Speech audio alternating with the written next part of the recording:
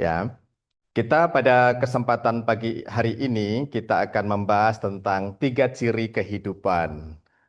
Wah, apa itu Romo? Saya yakin Anda semua sudah tahu ya, 3 ciri kehidupan. Tilakana, nanti kita akan bahas di belakang. Sebelum kita membahas ke sana, mari kita pemanasan dulu untuk mengingat dhamma-dhamma paling dasar. Dalam ajaran Buddha kan ada pokok-pokok dasar agama Buddha ya. Yang coba Bapak Ibu masih ingat tak?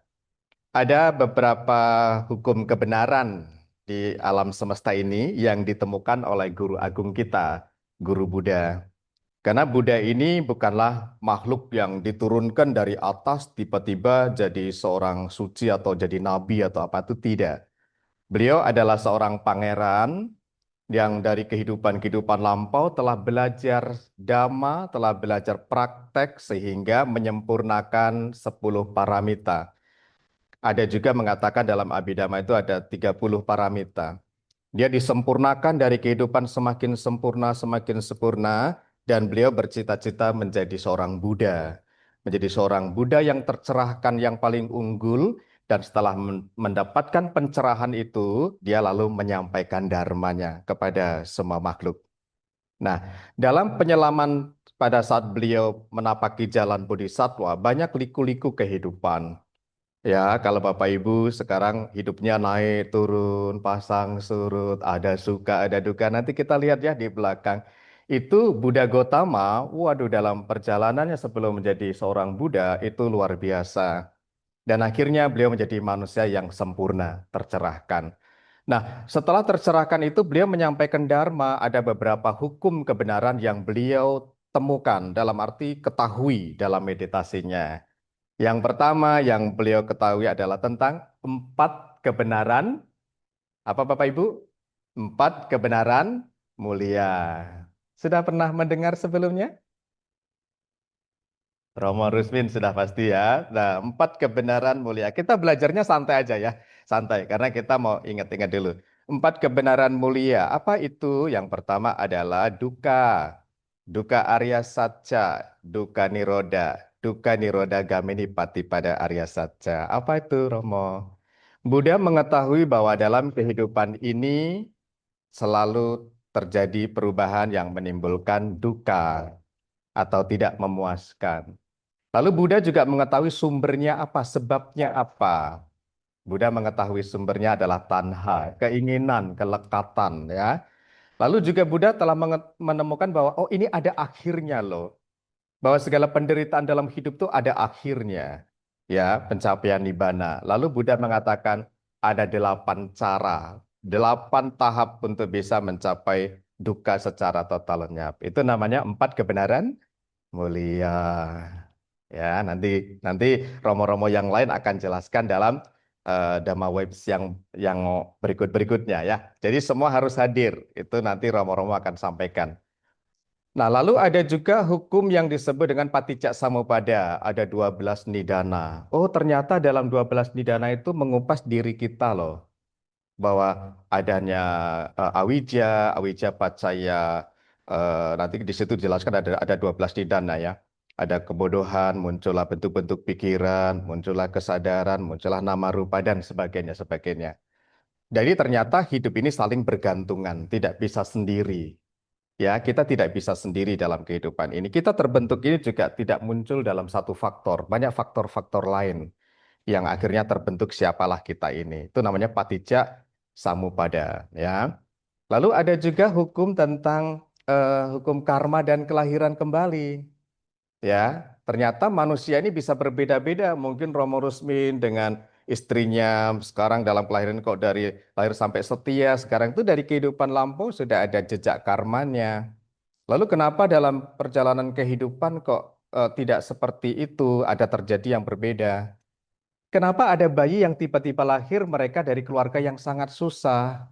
Tapi kenapa sama-sama lahir jadi bayi kok langsung jadi orang kaya? Hartanya nggak habis gitu loh, padahal baru lahir. Dari mana kalau kita bisa menjawab pertanyaan ini? Kenapa ada lahir wajahnya begitu cantik ya kan, badannya begitu menyenangkan, tapi ada juga yang lahir tuh wajahnya sangat menyeramkan. Hmm?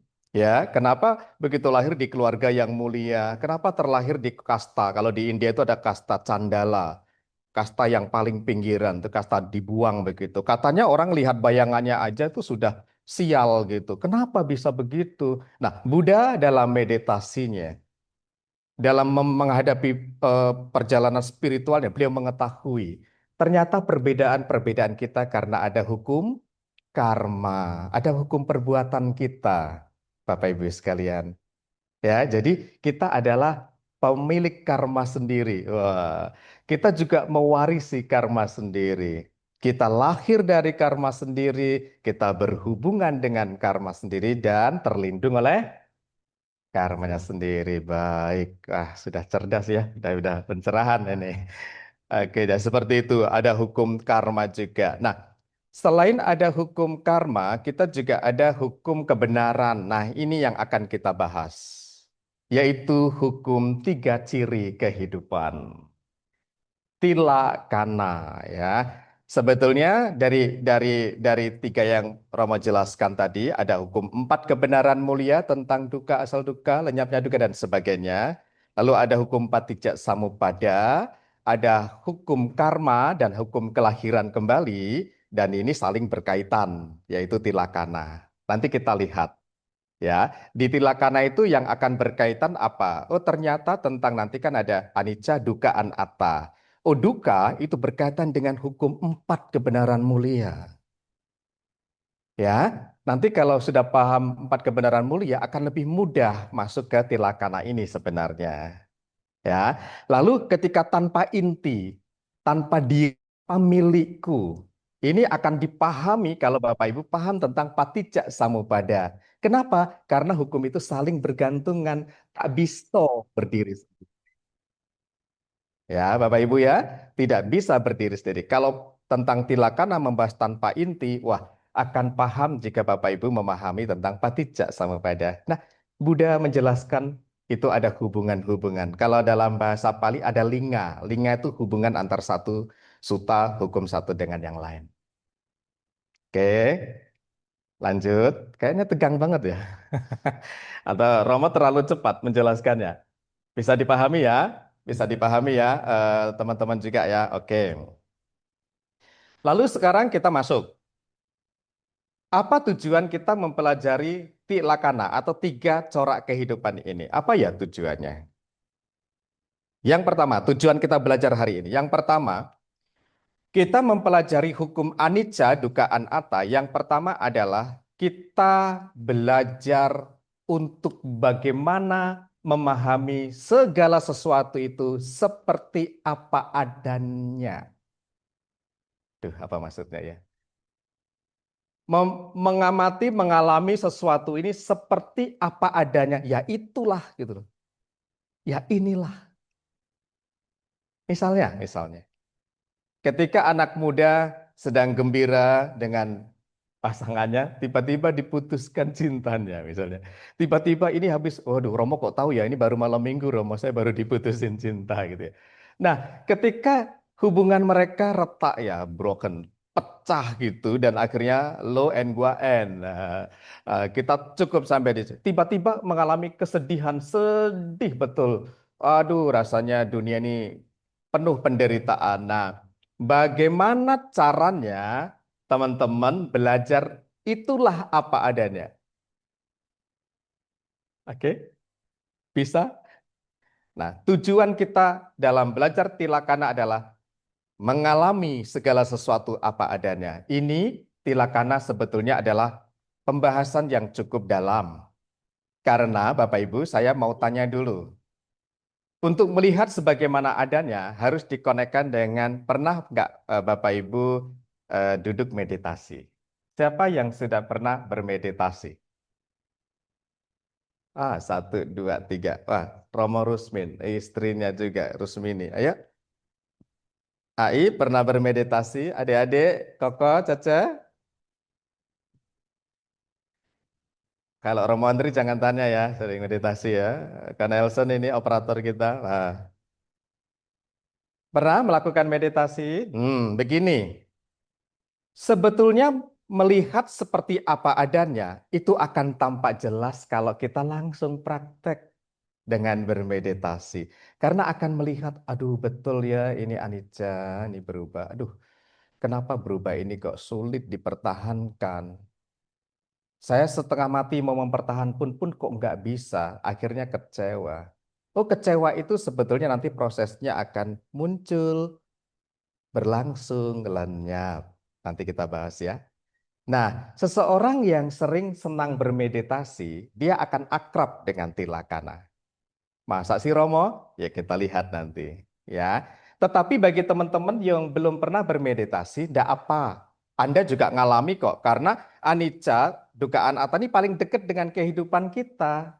Kita ngalami, tanpa kita sadari kita ngalami. Siapa yang lahir tiba-tiba langsung tua? Ada? Ada?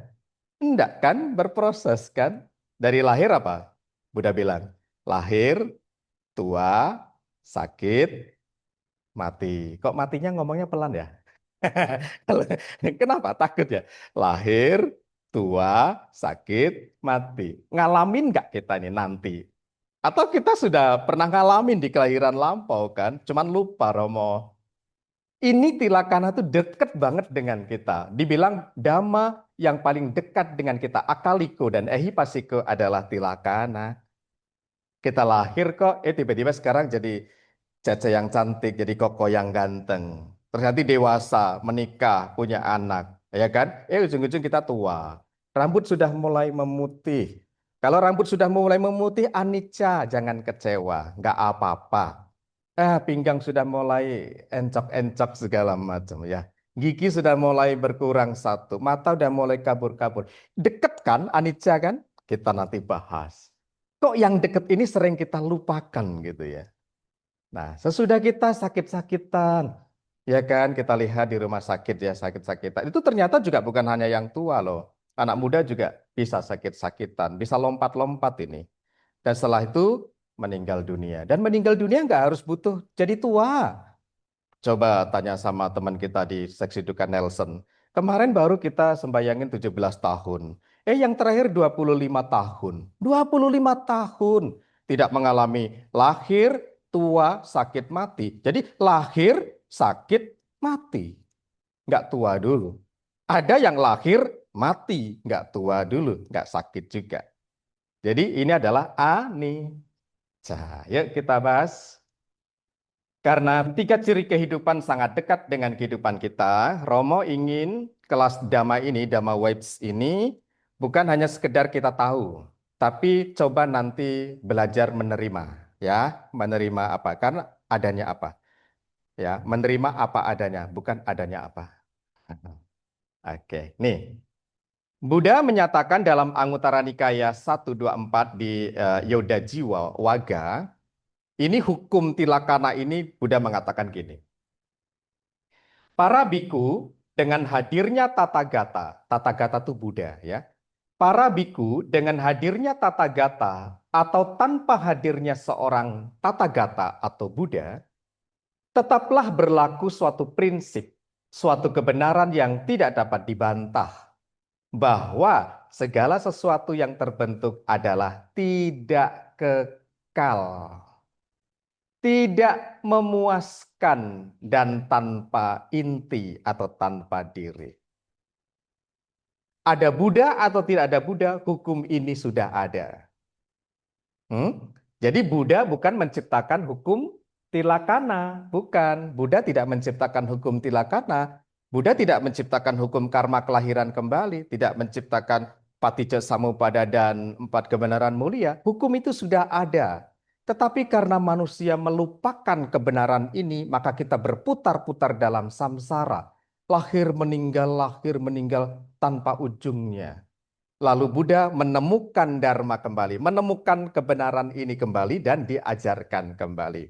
Salah satu perumpamaan begini, misalnya, Romo menggali sumur di bawah tanah ini, di Manggala ini, 5 meter saya menemukan air.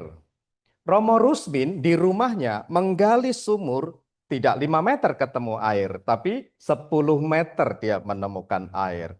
Romo Andre kembali lagi di sekolah Kumbang, dia disuruh menggali sumur misalnya, ternyata 3 meter sudah ketemu air. Pertanyaannya, apakah Romo Jarmo, Romo Rusmin, dan Romo Andre itu menciptakan air? Suaranya kok kecil. Yang keras, gimana? Tidak. Air sudah ada di dalam tanah kan? Artinya apa? Romo Jarwo, Romo Rusmin, Romo Andre itu menemukan sumber airnya, disitulah dan diterangkan bahwa ini loh ada sumber air. Ketika ditimba, inilah air. Mingpai mah? Mingpai mah? Cetawa ya, mau cetawa. Oke ya, itu kayak. Sekarang kita lagi. Jadi Buddha itu tidak menciptakan tilakana hukum kebenaran, tapi menemukan kembali, memberitakan kembali. Inilah tilakana. Oke. Buddha mengatakan, ingat, segala sesuatu di dunia ini yang berkondisi adalah tidak kekal. Karena dia tidak kekal, sulit digenggam, sulit kita pertahankan, maka menimbulkan kecewa. Dan karena sulit digenggam menimbulkan kecewa, sebetulnya sesungguhnya, perhatikan, itu bukan milik kita yang sesungguhnya. Duh, gimana Romo memahaminya ya? Sekarang contoh gini, ada satu cerita, waktu itu dia duduk di sebuah tempat, melihat bangunan yang bagus. Lalu dia mengatakan, bangunan ini sekarang milikku. Dia bilang, bangunan ini sekarang milikku karena harta warisan dari papa mamaku.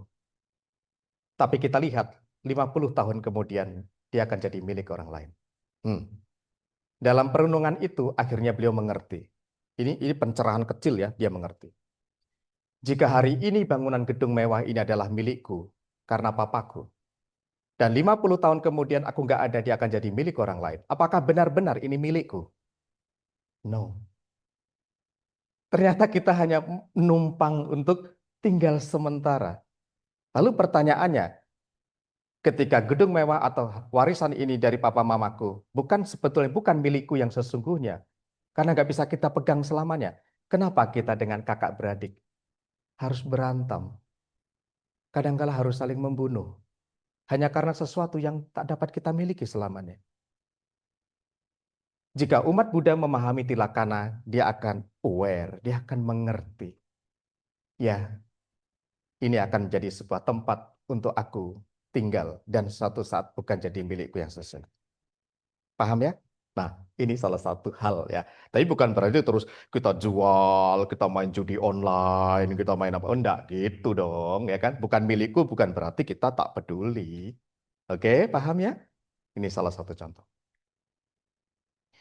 Lalu Yang Mulia Biku Sri Damananda mengatakan tentang tilakana ini ya. Beliau mengatakan ini.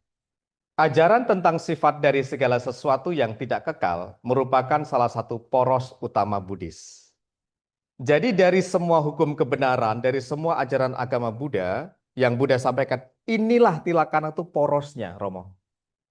Porosnya untuk praktek keseharian karena dekat sekali dengan kita. Karena yang sehari-hari menemani kita ini ya perlu kita pelajari sama-sama. Nah, sekarang kita mulai bahas. Masuk. Apa tilakana itu? 3 corak kehidupan itu adalah bahasa Indonesia yang artinya bahasa Pali itu tilakana. Tilakana berasal dari kata ti dan lakhana. Ti itu 3, lakhana itu corak atau kondisi. Jadi apa tilakana? 3 corak atau 3 kondisi. Apa 3 kondisi itu? Tadi Bante Sri Damananda, tadi di slide depan sudah dijelaskan nih. Sabe sangkara anicca. Apa itu? Segala yang terkondisi selalu berubah, tidak kekal. Anda berkondisi tidak? Anda berkondisi? Berkondisi. Anda kekal atau tidak? Tidak kekal ya, bagus. Kalau tidak kekal, nanti ketika pulang, ibu-ibu, cece-cece, ketika muncul jerawat satu, bilang anicca. Oke. Lalu yang kedua, sabe sangkara dukkha. Segala sesuatu yang terkondisi, Anda terkondisi kan? Karena kita adalah terkondisi, maka tidak memuaskan. Apa artinya tidak memuaskan? Bisa timbul kecewa karena berubah kan? Berubah. Kita terus berubah. Sulit kita genggam, kita pertahankan. Walaupun ada bilang, tolong aku, hai tubuh, aku tidak mau tua. Tolong dong, ikuti perintahku. Lalu Anda bilang, hai rambut, aku tidak mau putih. Tolonglah please. Aku bisa nangis kalau rambut aku putih. Bisakah rambut itu mengikuti keinginan Anda? Tidak. Jadi artinya bahwa rambut bisa putih, ya kita coba menerima kan. Nah nanti muncul kebijaksanaan. Nah poin yang ketiga, sabedamaan ata.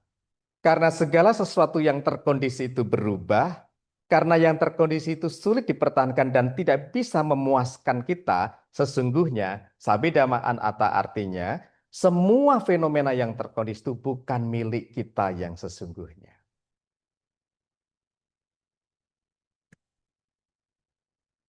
Dalam ya. Kalau Anda nanti saya harap suatu saat ikut retret ya, ikut retret nih yang muda-muda nih ikut retret meditasi. Aduh, nanti akan dekat banget. Kita tahu progres anicca itu dekat banget dengan kita. Seperti cermin kita akan lihat dengan jelas sekali sekian megapiksel wajah kita itu kayak apa tuh di situ. Kalau kita lihat dari jauh, wah gitu ya. Nah, tanpa inti ini adalah sebetulnya kita ini terkondisi dan itu bukan satu faktor ya. Diceritakan ada seseorang melihat garis hitam di dinding panjang, hitam gitu ya. Ketika dari jauh dilihat, wah itu garis hitam. Dia suami ini bilang sama istrinya, Mama, itu ada garis apa ya hitam begitu panjang ya? Padahal papa barusan ngecat putih kemarin loh. Lalu istrinya paham, Papa itu bukan garis, aku lihat bergerak kok. Ah, enggak bergerak itu garis tuh. Kotor itu. Enggak, itu bergerak. Ayo kita dekati. Lalu dekatilah di garis hitam. Ternyata semut yang berjalan rapat sekali. Ketika dekat sekali dengan hitam itu, oh ternyata itu semut ya yang bergerak. Satu berbaris begitu rapat sekali sehingga pandangan kita dikelirukan. Pandangan kita dipalsukan oleh seolah-olah garis yang utuh. Dan akhirnya kita terjebak dalam ego. Ini loh aku. Aku orang yang paling kaya di dunia ini. Aku loh yang paling cantik. Aku loh, aku. Karena apa? Seolah-olah ini aku garis panjang. Begitu lihat ternyata barisan semut. Dan ketika semut itu dirubah dikit, langsung pecah dia. Nah, ajaran Buddha untuk melihat supaya tidak tertipu memang harus melaksanakan hening untuk melihat dengan jelas apa yang terjadi. Oke ya, paham ya? Nah, ini adalah tilakana. Oke, kita lanjut. Atau ada yang mau bertanya dari sini? Bisa dipahami nggak ya Romo nyampaikan ini ya? Atau terlalu cepat? Bisa dipahami nggak Bapak Ibu? Ini kalau nggak ada suara kita ulang ya. Oke, ini tiga hukum ya. Apa? Ingat-ingat? Anicca, dukkha, dan anatta. Suatu ketika ini sudah paham, paham ya. Kalau ngerti, paham itu beda ya. Tahu, ngerti, paham itu beda. Kalau paham, aku tahu. Rambutku akan putih. Akan belajar nerima apa adanya. Lalu aku kan rambut putih, aku kan bekerja di bank. Aku ngantor loh. Masa aku biarkan si rambut aku putih? Anda tetap paham bahwa rambut itu bisa putih. Anda tetap bisa menghitamkan. Ya kan? Boleh menghitamkan karena kita bekerja profesional. Apalagi seorang guru. Ibu rambutnya putih semua, ibu udah AI AI ya, udah nenek-nenek. Enggak bisa deh. Kita harus tampil rapi. Enggak apa-apa kan? Kan jadi hitam, jadi putih anicca kan? Putih jadikan hitam lagi anicca kan? Anicca. Tapi yang tidak boleh dilupakan adalah paham bahwa kita telah berubah. Kita telah berubah. Oke, siapa yang tidak berubah? Tidak ada, semuanya berubah. Dari bujangan, sudah menikah statusnya jadi papa, punya anak jadi papa, punya cucung, tak jadi akong pulo. Kan berubah, status kita pun berubah. Dekat nggak anicca ini? Dekat ya, dekat sekali. Kita next, kita lihat. Anicca terdiri dari dua kata, an yang artinya adalah tidak, dan nicca yang artinya tetap, selalu ada, kekal abadi. Jadi anicca adalah tidak tetap, tidak kekal, dan tidak abadi. Itu anicca, an dan nicca. Ya, an dan nicca. Karena segala sesuatu merupakan hasil akibat dari sebab dan kondisi yang terus berubah, maka segala sesuatu juga terus berubah. Karena segala sesuatu terkondisi, dia terus berubah, berubah, dan berubah. Komponen terkecil dari benda yang paling padat sekalipun hanyalah gumpalan energi yang mengalir. Jadi sebenarnya Bapak Ibu, ini termos yang saya pegang ini sebetulnya adalah benda padat. Padat sekali ini. Walaupun padat sekali ini sebetulnya energi yang mengalir. Ketika dibiarkan di sini setahun dia bisa berubah, berkarat. Mungkin 10 tahun dia mulai hancur. Mungkin 20 tahun dia sudah terurai. Walaupun itu seolah-olah konsepnya benda yang sangat padat sekali, dia konstan, dia akan mengalami perubahan juga. Setuju tidak? Setuju. Contoh ini. Paling mudah lampu ini menyala. Lampu menyala ini, Bapak Ibu, kita bisa tertipu loh pandangannya. Lampu ini menyala seolah-olah konstan terus ya. Hidup selamanya ajak begitu. Sebenarnya setelah diteliti, ini adalah arus yang sangat cepat sekali, bergerak sangat cepat. Mungkin sekian sepertriliun bergerak terus sehingga menjadi terang cahaya. Itu adalah getaran yang sangat kuat sekali dengan gelombangnya sehingga menjadi sebuah cahaya.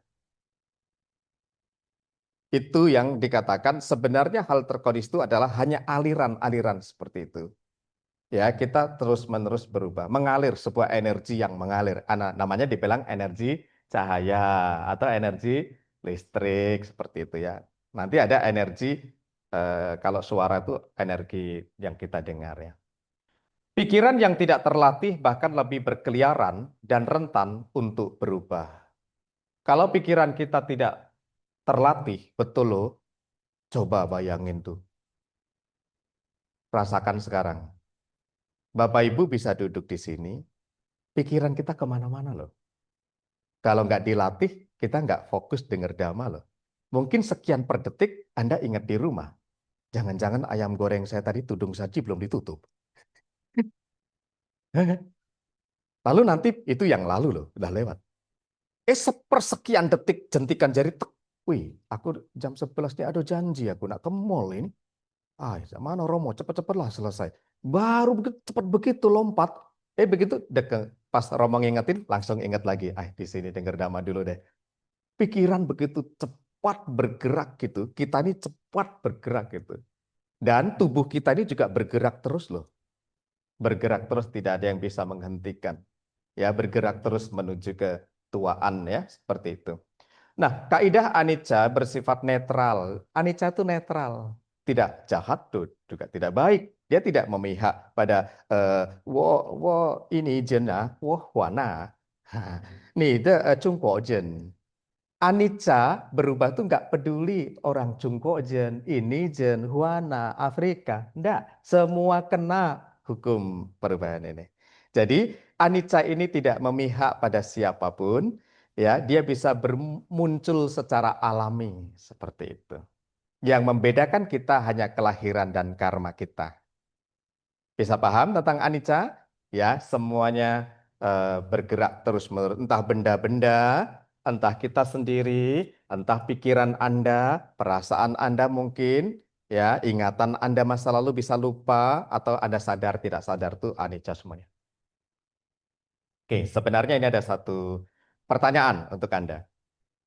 Samakah Anda saat ini dengan 10 tahun yang lalu? Renungkan dulu. 10 menit yang lalu dari Dharma Salah, sama atau beda? 10 detik barusan. Apakah Anda sama atau berbeda?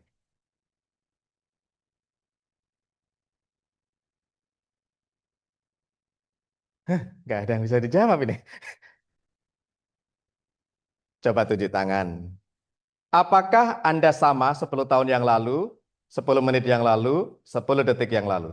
Apakah sama? Jawabannya tidak. Tapi itu Anda loh. 10 menit yang lalu Anda, sekarang Anda. Tadi bilang nggak sama, sekarang masih cece kan? Nah, jadi gimana jawabnya? Tidak sama pun juga tidak berbeda. Pusing kan? Kalau Romo Rusmin sudah tahu tuh. Kita ini 10 tahun yang lalu, 10 menit yang lalu, 10 detik yang lalu, kita ini tidak sama, memang sudah tidak sama anicca, tapi kita juga tidak berbeda. Wong ini masih Romo Jarwo kok 10 tahun yang lalu kok. 10 menit yang lalu, ini memang Romo Jarwo kok sama kan? Tapi sudah berbeda loh. Gimana cara memahaminya ini? Kalau kita tidak benar-benar hening, betul. Aku 10 tahun yang lalu ya saya ini.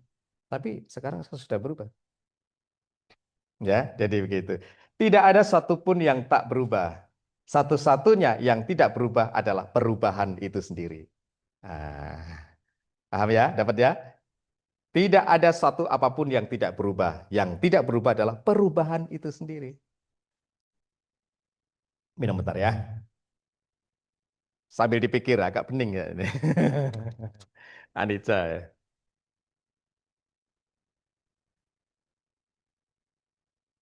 Jangan serius-serius ya. Pada suatu ketika, pada suatu ketika ada seorang anak kecil, kira-kira kelas 5 SD Romo. Dia diajak gurunya ini menanam pohon mangga.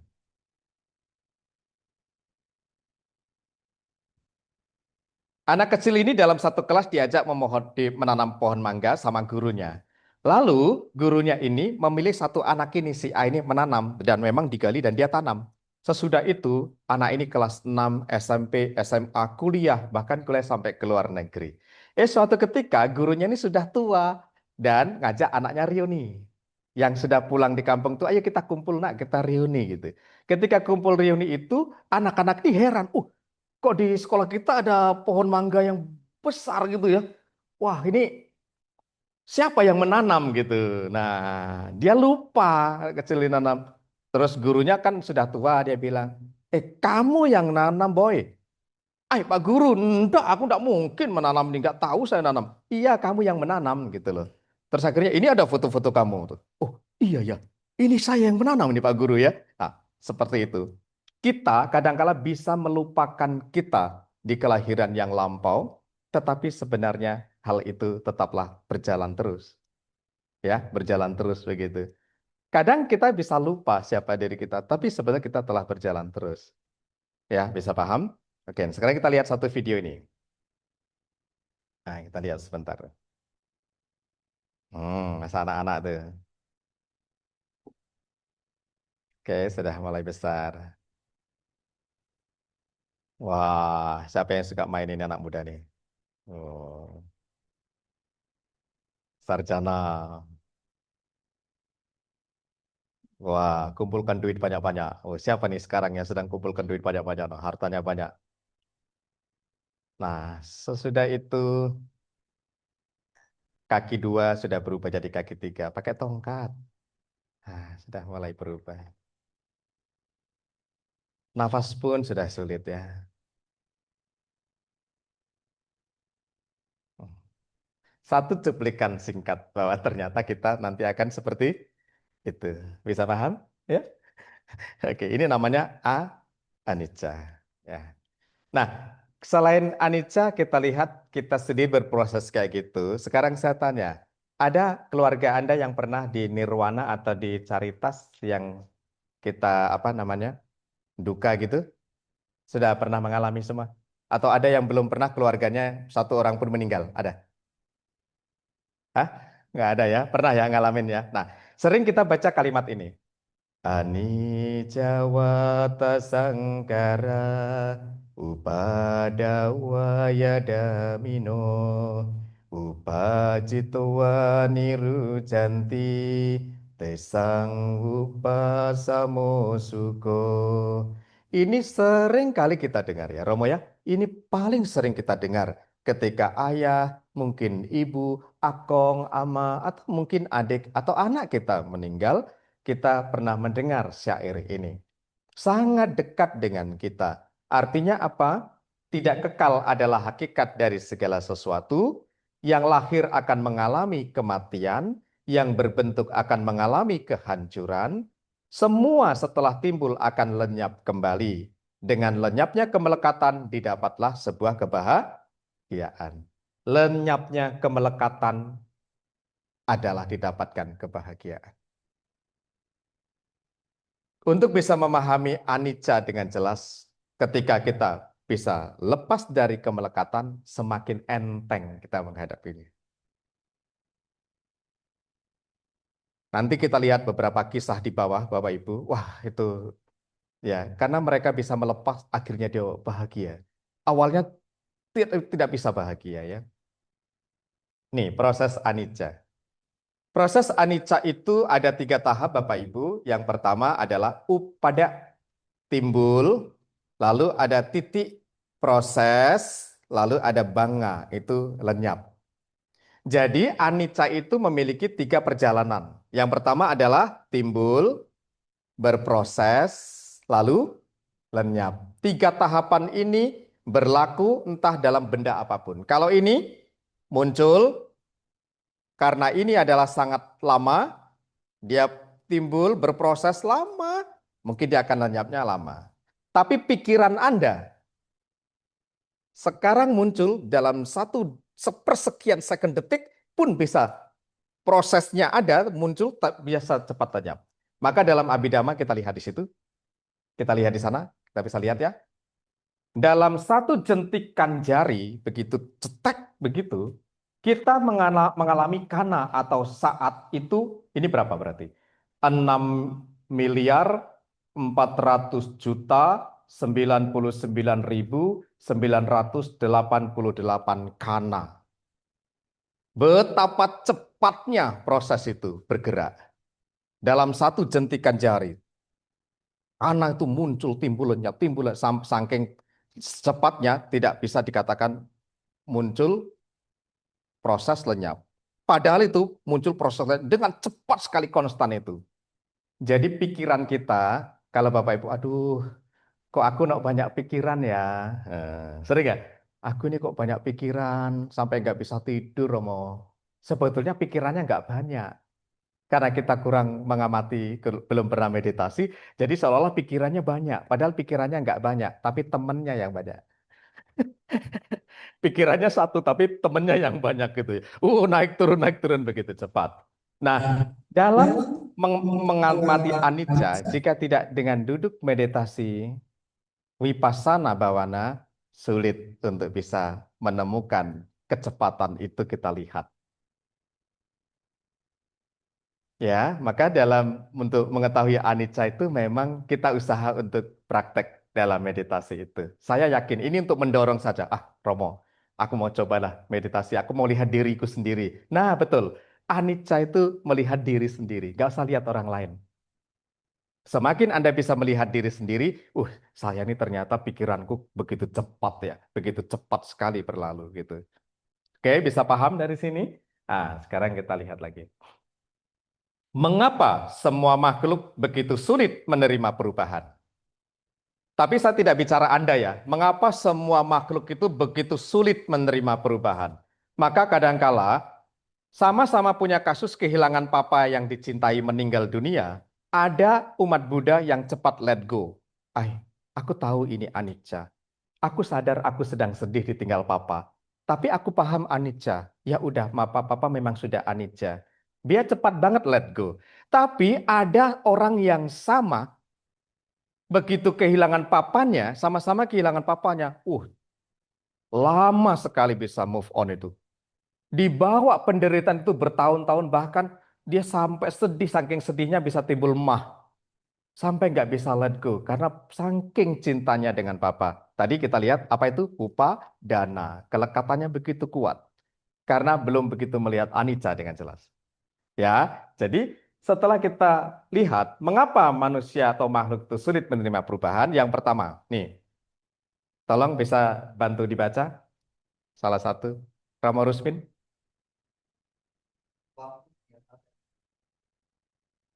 itu dia. Karena seseorang menganggap bahwa di dunia ini abadi, kekekalan, kekal, sehingga dia menderita.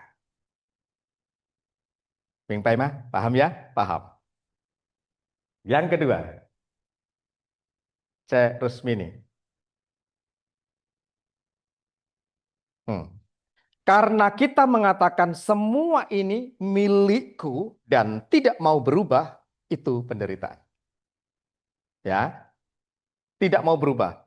Yang aku miliki itu tidak mau berubah. Termasuk suami kita tidak mau berubah, anak kita jangan berubah, harta kita jangan berubah. Ya, kalau nggak berubah, gimana Anda ATM-nya bisa bertambah ya? Lah, manusia ini lucu kadang-kadang. Katanya jangan berubah ya, jangan berubah. Tapi yang lain boleh berubah. ATM saya kalau bisa saldonya nolnya tambah banyak gitu ya, kan gitu. Nah itu anicca juga sebetulnya. Jadi kita ini kadang ngikutin kesenangan dewek ya, anicca dibuat dewek kan gitu. Yang ketiga,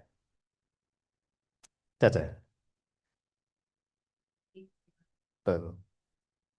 Kenapa kita sulit menerima perubahan? Karena kita merasa melekat dan takut ditinggalkan. Kita ditinggalkan pasangan takut, ditinggalkan anak takut. Dan kadangkala ketakutan itu nggak mendasar ya. Tolong Pak pahami misalnya. Kalau anak kita kecil, kan perlu dijaga nih. Ya takutlah tiba-tiba kejungklak jatuh kan takut kita jaga kan. Tapi lama-lama muncul kemelekatan. Aduh anakku ini sudah besar ya. Aduh, nanti gimana kalau dia nak kuliah jauh? Nah, kuliah jauh ke Jakarta gimana ya? Nanti nanti pikiran kita akan bermain. Ah, nggak apa-apa lah, kan sudah besar. Nah, anicca itu. Ah, nggak apa-apa, sudahlah anicca, pasti bisa. Ih, tapi nggak bisa. Anakku tuh nggak bisa cuci piring. Aduh, biasa cuma bisa masak mie. Mana nanti di sana masak mie ya? Timbul kekhawatiran. Kenapa? Karena takut ditinggalkan. Dia lekat gitu. Ay, aku nggak tega nian. Saya pernah soalnya mengantar satu ibu-ibu, ngantar anaknya satu mobil, kami antar ke bandara. Anaknya mau kuliah ke Singapura. Aduh nangis, mamanya ini nangis terus. Anaknya nggak pernah cuci piring, nggak pernah ngelipet selimut aja, nggak pernah nangis terus. Akhirnya apa yang terjadi? Sebulan memang berat penyesuaiannya. Bulan berikutnya, Mami, aku udah bisa masak mie. Aku udah bisa masak bikin teh. Seneng namanya. Sudah mulai ditinggalkan ketakutan itu. Jadi kita nih kadang sehari-hari bahas Anicca ini sudah deket kan sehari-hari kan, betul nggak Ai? Ternyata ketakutan itu hanya di pikiran kan. Ternyata dia bisa loh, bisa. Jangan takut, bisa itu. Itu karena kita takut ditinggalin aja. Ya, Bapak Ibu ya. Oke, yang terakhir saya baca. Selalu memikirkan betapa sulitnya mendapatkan dan kenyataannya begitu cepat meninggalkan kita. Kayaknya sulit kita dapatkan, ternyata begitu cepat meninggalkan kita. Itu adalah salah satu betapa sulitnya menerima perubahan. Ya, bisa dipahami. Nah, belajar dari orang-orang yang mengalami betapa sulitnya menerima perubahan. Ini ada beberapa kisah yang nanti setiap Romo bercerita, tolong dipahami makna dari cerita ini dan jadikan cerita itu sebagai motivasi kita. Ketika kita dalam menghadapi anicca kita susah, nggak bisa move on, atau kita mungkin mengalami penderitaan begitu panjang, jangan panjang-panjang mengalami penderitaan kalau bisa ya. Kadang pikiran kita suka ditipu. Oke, ini adalah ada satu kisah yang menarik. Anda pernah dengar kisah Gotami? Yang pernah membaca cerita kisah Gotami? Kisah Gotami telah mendapatkan segenggam ladanan mulia. Suaranya bagus ya. Wo Changke. Wow, very good. Ya, kisah Gotami adalah salah satu ibu yang memiliki satu anak tunggal satu-satunya. Ketika masih kecil kena demam, step tinggi sekali. Dan ternyata anak ini lemes di pelukan ibunya. Ibunya tidak terima dibilang tetangganya, Kisah Gotami, anakmu sudah mati. Oh enggak, anakku cuma sakit, aku mau ke tabib. Saking cemasnya itu, Dibawalah ke tabib satunya, tabib bilang, maaf ibu, anak ibu sudah nggak bernafas lagi. Oh enggak, anakku masih hidup. Kamu jangan ngomong sembarangan. Pergi ke tabib satu lagi. Begitu terus akhirnya kisah Gotami karena tidak mampu menerima anicca, goncanglah batin kisah Gotami. Kemana-mana digendong tidak mau diletakkan. Anakku tidur ini, anakku belum mati. Ya, kalau sudah kayak gitu, kira-kira dilihat orang gimana? Kan dikira agak-agak ya. Tapi dia tidak loh, dia cuman goncang batinnya. Kenapa? Tidak mau ditinggalin putra satu-satunya. Karena nanti hari tua aku sama anakku lah yang merawat aku. Setelah itu, di akhirnya, di mana aku bisa mendapatkan jawaban ini? Oh, di sana ada Buddha. Temuilah Buddha. Nah, karena kisah Gotami ini sudah sangat sedih, lalu ada satu kalimat, Buddha bisa menolongmu. Buddha bisa menghidupkan anakmu kembali. Siapa nggak semangat? Lalu dia datang terkopoh-kopoh menemui Buddha. Dan apa yang dia katakan? Oh guru Buddha, aku mendengar engkau bisa menghidupkan anakku. Tolong hidupkan anakku. Aku yakin ini belum mati, Buddha. Lalu Buddha bagaimana cara mengajar kisah Gotami? Mungkin ada pernah tahu kisahnya. Lalu Buddha bilang, kisah Gotami, aku akan membantu anakmu hidup kembali. Tapi dengan syarat, kamu mencarilah segenggam biji sahang.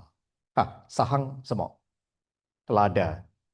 Wah, gampang. Aku bisa mendapatkan itu. Iya, tapi nah, kamu datang ke rumah itu tanya, apakah di rumah ini tidak ada yang pernah ditinggal orang meninggal? Nah, agak lesu dia. Agak loyo. Tapi dia semangat. Segenggam biji lada, aku pasti dapat. Datanglah dia ke satu rumah, dia bilang, Ibu, apakah ada segenggam lada? Tolong berikan untukku. Oh, ada untuk apa? Pokoknya saya minta dulu. Setelah minta, nah dimintakan Buddha minta tolong tanya kan. Oh ibu, apakah di keluarga ini pernah ada yang meninggal? Oh iya, 1 bulan yang lalu nenek aku meninggal dunia. Aduh, lesu dia. Balikkan lagi ladanya. Lalu ke tetangga lagi, tolong beri lada. Namanya di kampung kan banyak kan, ibu-ibu kan punya lada. Punya nggak Bu Sahang? Ada pasti.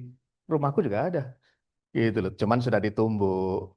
Nak numbuk dewek, nah rekoso dah ya, udah ditumbuk. Nah, lalu dapat lagi, apakah ada yang meninggal? Oh, baru saja suamiku meninggal. Terus ke rumah, ternyata dalam setiap rumah, singkat ceritanya, tidak ada satupun keluarga yang belum pernah ditinggal keluarganya. Kisah Gotami tetap mendapat lada dan mulai longgar. Pelukan anaknya mulai longgar. Nah, berarti sudah mulai melepas sedikit. Lalu di depan Buddha, dia menaruhkan putranya dan dia menyerahkan sekampi lada. Dan kisah Gotami sadar sendiri bahwa ternyata bukan sendirian kisah Gotami menerima nasib seperti itu. Ya, inilah kisah Gotami akhirnya memahami anicca dan singkat cerita kisah Gotami akhirnya menapaki jalan spiritual. Dan kisahnya kisah Gotami menjadi orang suci. Belajar dari kesedihan ditinggal orang yang dicintai. Oke, paham ya? Anak-anak muda, kalau ditinggalin malam ini, lo, gua, N, apa yang terjadi? Let go ya, let go, let go. Harus bangkit. Jangan sampai nanti racun tikus rasa stroberi ya Romo ya. Wah, bahaya itu. Let go. Bahkan mengatakan dunia tak selebar daun kelor. Wah, ya, masih ada yang lain. Jangan putus asa, Anicca. Kisah yang kedua, Patacara. Ini juga bikuni yang paling hebat, tapi mengalami kisah yang sangat, memilukan. Kisah Gotami ini anak orang kaya, tapi jatuh cinta dengan pemuda yang biasa. Saking cintanya, dia rela meninggalkan papa mamanya. Ya, papa mamanya nggak bisa ngomong, bohwat lah, dia sudah jatuh cinta. Dan akhirnya dia diajak menikah di desa yang jauh, dan papa mamanya tetap ada di kota. Lalu setelah perjalanannya, kisah Gotami ini hamil anak pertama. Ya, singkat cerita, anak pertama hamil namanya di India. Kalau seorang perempuan menikah mau hamil, beliau ini melahirkan harus balik ke tempat mamannya. Gitu loh. Ini di India. Kalau di Palembang enggak lah sekarang ya. Masa nak hamil di sini nak jalan kaki ke Jakarta ya deh. Enggak kan? Nah, akhirnya apa yang terjadi? Setiap hamil dia lalu mau pulang ke rumah mamanya. Ternyata harus melewati hutan, terjadi hujan dan akhirnya melahirkan di sana. Suaminya membantu dan akhirnya tidak melanjutkan kembali. Lalu akhirnya dibawa pulang kembali. Nah, lalu anak ini tumbuh semakin besar dan sudah mulai bisa merangkak begitu, sudah mulai agak bisa merangkak-merangkak begitu, hamil lagi anak yang kedua. Hamil anak kedua, digendonglah satu anak yang sudah mulai merangkak gitu ya. Dan suaminya menemani untuk balik ke tempat papannya. Dan terjadi hujan yang sangat deras sekali. Hujan sama sangat deras dan ada sungai yang besar di situ. Suaminya karena saking sayangnya dengan istri anaknya, dia pergi mencari pelepah, pelepah daun untuk dijadikan tempat bernaung berteduh. Sekian lama ternyata suaminya tidak pulang kembali. Wah, ini betul terjadi. Tata cara ini akhirnya tuh apa namanya mules lagi. Tapi sebelum mules dia cari suaminya kemana sambil gendong anak yang besar ini yang sedang merangkak. Apa yang terjadi? Ternyata suaminya mati dipatok ular, meninggal membiru. Waduh, sedih sekali Pak cara. Saking sedihnya, siapa lagi nih yang akan bantu aku? Aduh, sudah tinggalkan suaminya ditutup dengan daun pelepah, dia akhirnya melahirkan juga bayi di situ. Dan bayangkan sendirian di hutan, dia anu sendiri, akhirnya satu anak bisa merangkak, satu dia menggendong bayi yang merah ini. Dan aku harus menyeberangi sungai ini yang sudah setinggi gitu. Dan akhirnya apa yang terjadi Bapak Ibu? Kisahnya seperti ini, kalau mungkin ada belum pernah mendengar ceritanya, dipahami betapa sedihnya.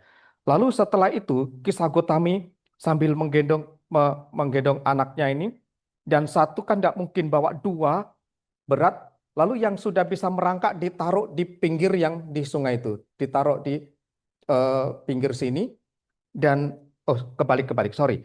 Yang setelah itu anak yang sana yang merangkak ditinggal dan dia ditaruh bayi yang di sebelah yang merah ini di seberang sungai ini. Lalu pada saat itu dia mau berbalik ke arah ke belakang, anaknya itu seperti memanggil-manggil, "Mama, mama, mama." Jadi anaknya itu dia berada di tengah-tengah arus dan ketika mama, mama, sebelum dia sempat menangkap anaknya, yang satu anak itu terbawa arus. Belum sempat, akhirnya sedih. Dalam momen yang sama, siapa yang meninggal? Suami dan anak yang sedang berangkat tadi. Begitu mau sempat mau ke tengah lagi, ternyata bayi merah yang sudah berlumuran darah ditangkap sama burung. Gagak diambil dan dibawa lari dimakan. Kisah yang paling menyedihkan sepanjang sedih yang saya baca adalah tentang kisah Patacara ini. Akhirnya Patacara apa yang terjadi? Dalam satu momen kehilangan tiga orang yang beliau cintai. Suami, anak yang besar, dan bayi yang baru dilahirkan. Sekarang mau kemana? Mau balik arah sudah gak ada suami, tinggal satu-satunya aku mau balik ke tempat papa mama.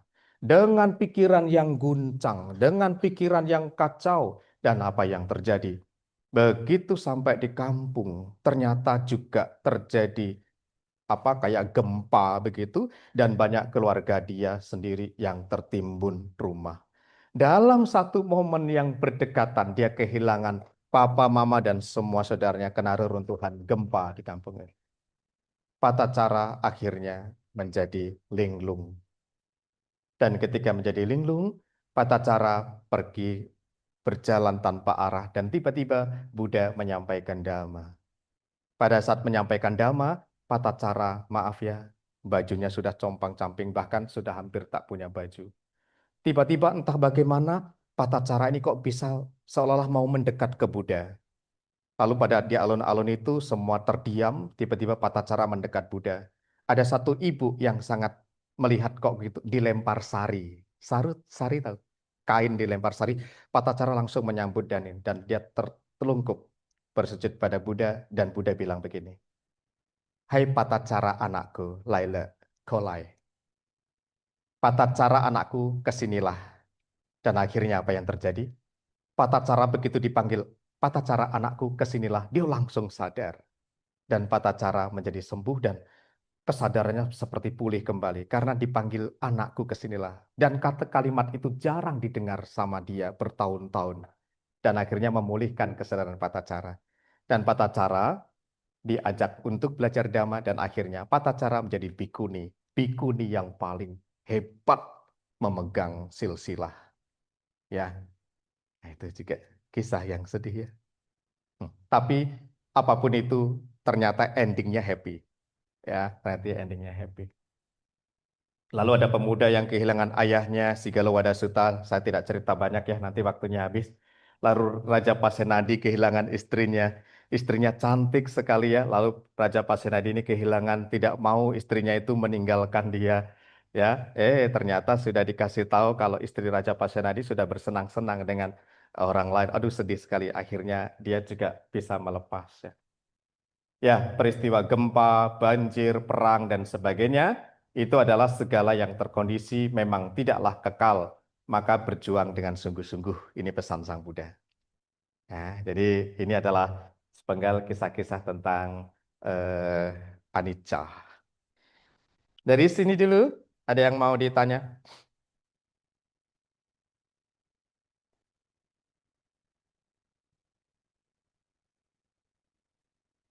Lanjut ya, biar cepat selesai ya. Atau ceritanya terlalu menegangkan nih Romo nih. Ya, jangan takut ya. Ini adalah kisah-kisah yang menurut saya kita akan belajar dari sebuah kisah masa lalu yang ternyata ada loh ya, yang lebih lebih sedih di antara kehidupan kita. Maka kalau kita mengalami sedikit penderitaan yang tegar ya, karena memang anicca, ada orang-orang yang hebat setelah mengalami penderitaan. Ini tidak Romo jelaskan panjang lebar bahwa karena dunia terus berubah, maka kita kadangkala ada untung dan rugi. Siapa yang bisnis di sini? Yang buka toko, tunjuk jari, ya, Rusmin, Cece, Koko, buka toko kok? Toko apa kok? Hah? Kosmetik, nah. Yang lain, ada yang buka toko ya, rata-rata kan? Buka toko ya. Nah, kalau buka toko, lihat Anica cepet lah. Hari ini cuan berapa? Wih, Romo, Gotiau, nah, kipas-kipas. Besok, nah, sepinian ini, nah. Gak katik, seceng pun tidak dapat, Anica. Ya, deh. Kadang hidup untung dan rugi. Ya, rugi dia disadari anicca. Semoga akan berjalan lebih baik. Kalau untung banyak juga jangan gembira, sangat gembira, foya-foya, jangan juga. Hidup ini memang harus seimbang ya. Kadangkala kita dipuji. Apakah Anda sering dipuji? Wih, kamu cantik nian ya. Senang dia kalau dipuji ya. Kayak dapat ekstasi. Wih, ganteng nih. Nian gitu ya. Oke, kadang dipuji, tapi kadangkala kita juga dicela, ya. Anicca juga kan, ya. AI baik bener, seneng kan, dibilang baik seneng. Tapi nanti tiba-tiba, AI cerewet nian, susah, nggak bisa tidur. Padahal Anicca. Nih, kadang nama baik, nama buruk. Kadang-kala manusia itu suka diburukkan, dijelekkan di depan, dijelekkan di belakang ya. Kalau dijelekkan di depan enak ya. Tapi banyak nggak senang juga kalau dijelekkan di depan ya. Jelekan di belakang ya. Jadi kadang nama baik, nama buruk kita selalu ada. Ada suka dan ada duka. Suka biasanya muncul kalau sesuatu yang kita senangi tercapai. Yang kita inginkan tercapai. Kalau yang diinginkan tidak tercapai, itu nanti di poin yang kedua. Oke. Nah, mampukah kita menghadapi perubahan dengan ketegaran? Nah, ini nanti Bro Nelson boleh nih kalau bisa kita bikin gelang ya dengan tulisan ini pun pasti berlalu. Wah, jangan disepelekan kalimat ini karena ada kisahnya. Cerita legenda di Myanmar. Pada suatu ketika saya retret meditasi bersama mantan Bante Tara, Santa Tara. Ada guru meditasi kita menceritakan kisah ini yang tak pernah lengang di Myanmar. Dikisahkan cerita legenda di Myanmar ini tentang kakak adik yang kakaknya sangat serakah dengan warisan papa mamanya. Lalu adiknya suka nerima apa adanya, karena dia suka sering ke wihara, sering belajar dhamma dan sering vipassana. Vipassana belajar meditasi mendalam, melihat anicca. Suatu ketika harta warisan ini siaplah berpindah pada dua anak ini. Lalu anak yang pertama mendapatkan warisan yang banyak, anaknya yang juga banyak yang anak kecilnya. Tapi di rumah ingin dikuasai sama kakaknya. Kakaknya tidak mau membagi sama harta warisan yang di rumah, segala isi di rumah. Tadi tanah-tanah udah dibagi sama. Lalu dia bilang sama adiknya, semua yang harta di rumah ini hanya milikku. Kecuali kita lihat nanti ya, di kantong papa ini ada apa. Ternyata di kantong papa itu dilihat-lihat ini banyak emas. Ya, Mas Jarwo. Nih. 80 kilo. 1 kilo berapa sekarang ya? Apa ya? Tiga juta ya? 1 kilo 3 juta ya. Misalnya kan, sekarang wah banyak sekali nih. Kalau 80 kilo kalikan aja ya. Nah, ada emas itu diambil sama kokonya, diambil semua. Tiba-tiba hanya satu cincin perak yang lusuh pula. Cincin perak ini sengaja di depan adiknya. Ini untuk kamu. Ini yang emas ini untuk koko, untuk kakak. Adiknya karena sering belajar dhamma, dia mulai belajar menerima. Ya, mungkin ini ada hikmahnya untuk saya. Betul. Baiklah koko kalau begitu. Yang lain tetap sama kan kok? Iya sama. Oke, diambillah cincin perak itu, dipakainya sama. Ini peninggalan ayah. Suatu ketika di Myanmar terjadi musim ekstrim. Memang Myanmar tuh ada musim dingin, musim hujan tuh hujan terus. Dingin-dingin betul. Pada waktu itu diceritakan di sana sangat dingin ekstrim. Orang-orang yang melekat dengan harta benda takut meninggal, takut mati. Dan akhirnya betul, orang-orang yang sangat takut meninggal dan tidak mau ditinggalkan warisan itu, banyak yang meninggal karena kecemasan, ketakutan itu. Dan ternyata salah satunya yang meninggal adalah kokonya. Dan adiknya sama, mengalami kedinginan yang sangat luar biasa. Tiba-tiba dalam masa kedinginan menggosok-gosok tangannya, dan tiba-tiba menggosok tangannya sudah hangat, dia lalu membalikkan cincin lusuhnya, dan di cincin itu ternyata papanya menulis tulisan. Coba baca apa tulisan itu? Apa tulisan itu? Ini pun pasti berlalu. Nah kau, si adik yang sering bermeditasi, adiknya ini sering ke wihara, mendengar selalu anicca, berubah. Ini tidak kekal ini.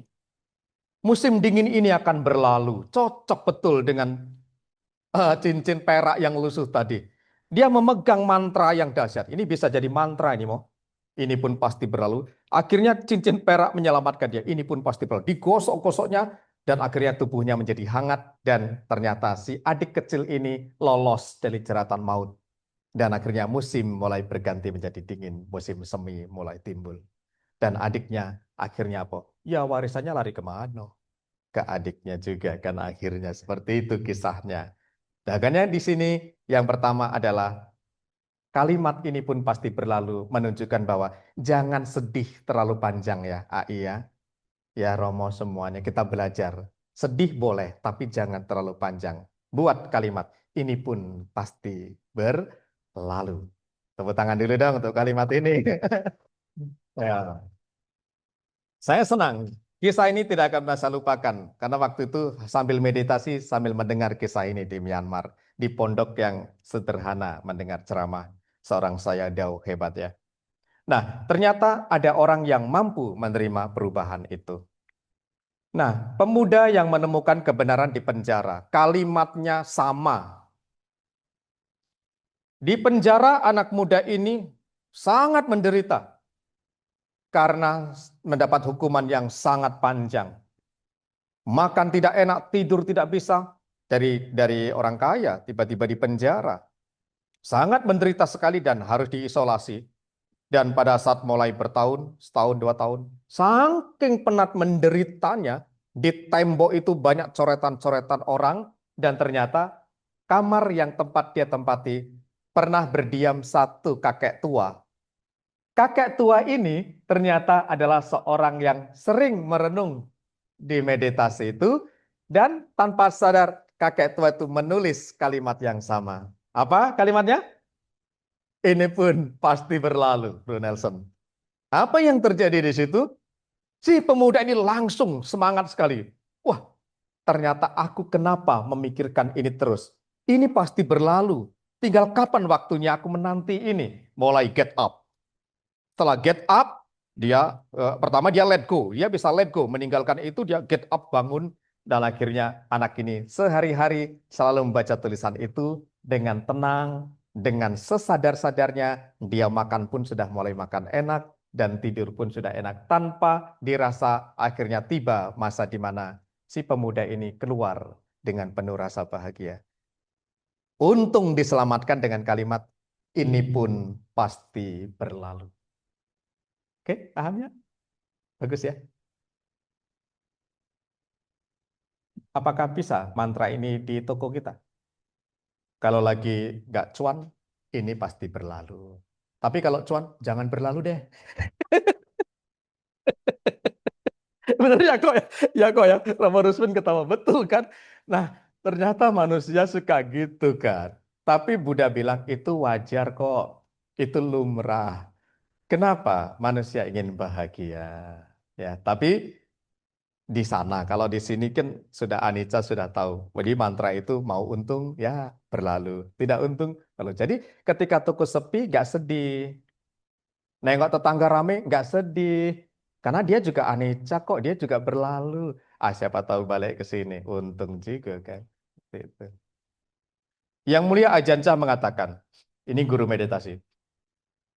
Pembicaraan yang mengabaikan ketidakkekalan bukanlah pembicaraan dari orang bijaksana. Betul. Orang yang bijaksana pasti selalu mengatakan bahwa hal itu berubah. Tapi orang yang tidak bijaksana, enggak, ini kekal, ini abadi. Jangan berubah. Aku enggak mau kamu berubah. Tak bisa juga. Ya. Oke, nah ini santapan batin yang sering saya buat ya dari buku-buku. Kadang pagi-pagi ini udah agak males nih. Jadi santapan batin agak macet ini. Biasanya Ko Rusmin rajin baca ya. Nah, santapan batin ini saya buat tentang, kebetulan saya cek lagi ada tentang peran ketidakkekalan. Saya baca ya, semuanya bisa rileks. Kita perlu belajar menghargai peran ketidakkekalan. Jika kita dalam keadaan sehat dan menyadari ketidakkekalan, kita akan merawat diri kita dengan baik. Ya, karena kita tahu ketidakkekalan, dalam kondisi kita sehat, kita akan merawat diri dengan baik. Betul ya, Coach Rusmini ya. Ketika kita tahu bahwa orang yang kita cintai juga tidak permanen, orang yang kita cintai itu tidak kekal, kita akan semakin menghargai mereka. Kita akan semakin menghargai orang yang kita cintai karena waktu terus berlalu. Ketidakkekalan mengajarkan kita untuk menghormati dan menghargai setiap momen, serta semua hal yang berharga di sekitar kita dalam diri kita. Dengan berlatih kesadaran penuh akan ketidakkekalan, kita menjadi lebih segar dan lebih penuh kasih. Ini adalah kalimat sangat bijaksana kalau kita memahami kehidupan, bukan sebaliknya. Ya, kita akan lebih menghargai pasangan kita, menghargai tubuh kita supaya terus bisa menjadi lebih baik. Ya, itu dari Yang Mulia Thich Nhat Hanh ya. Ada kalau mau baca bukunya mentransformasi penderitaan menjadi kedamaian, sukacita dan pembebasan. Bukunya tebel segini, bagus bukunya. Ya. Sekarang siapa yang sering baca buku? Wah, nggak yakin saya ya. Wah, Romo Rusmi nih, bagus nih, sering baca buku ya. Baca Romo, TikTok. Ya, TikTok ya, baca juga ya. Nggak apa. Ya, kita ada manfaat ketika Bapak Ibu sering merenungkan anicca. Nih, ada manfaatnya. Yang pertama, segala bentukan akan tampak bagiku sebagai tidak kekal. Kalau sambil merenung, sambil praktek sehari-hari, apalagi sering meditasi, maka segala bentuk apapun itu tidak kekal, akan dia ketahui. Pikiranku tidak akan bergembira dalam apapun yang bersifat duniawi. Maksudnya gembira yang sangat-sangat berlebihan terhadap hal-hal duniawi itu. Kadang kalau kegembiraan sangat berlebihan terhadap duniawi, timbul kemelekatan, itu yang saya cerita tadi. Bahwa kenapa kakak adik kadang-kala bisa berebut warisan hingga sampai saling membunuh dan menyakiti. Karena gembira sangat berlebihan karena nggak merenungkan anicca. Kalau merenungkan anicca, dia tidak gembira terlalu berlebihan ya. Pikiranku tidak terikat pada keadaan seluruh dunia. tidak banyak terlalu melekat sangat kuat karena tahu anicca. Pikiranku akan cenderung menuju nibbana. Nah, ini yang penting. Pikiran kita akan menuju pada arus hal yang baik sampai akhirnya ke nibbana. Lalu belenggu-belenggu akan dibuang, ya. Belenggu-belenggu itu keterikatan kita, kecemasan kita, kekhawatiran kita, itu akan mulai perlahan-lahan terhindar, terbuang, terkikis gitu ya. Yang keenam, aku akan memiliki status pertapa yang tinggi. Wah, ini dalam ini Romo Rusmin ya. Aku akan memiliki status pertapa yang tinggi. Kenapa? Karena memang paham anicca. Ya, ini cukup dalam Anguttara Nikaya 6102. Oke. Wah, ini udah mau habis waktunya ya, Nelson ya. Ini baru Sabe Sangkara Anicca nih. Yang Sabe Sangkara Dukkha mau dilanjut dikit ya. Oke. Yang kedua, tadi yang pertama kita Sabe Sangkara Anicca. Sekarang kita yang kedua adalah Sabe Sangkara Dukkha. Sebelum ini ada 12 jenis dukkha. Saya hanya ingin bertanya pada Anda apakah benar atau tidak yang disampaikan Buddha. Cross check aja. Ya. Kata Sang Buddha, Buddha bilang sampaikan ada 12 jenis dukkha itu. Apa tuh? Tolong dijawab ya. Yang pertama, kelahiran. Kelahiran menurut Buddha itu dukkha. Artinya adalah berubah-ubah terus gitu. Benar nggak kira-kira ya? Kelahiran itu jati itu dukkha. Bener apa enggak ya kira-kira ya?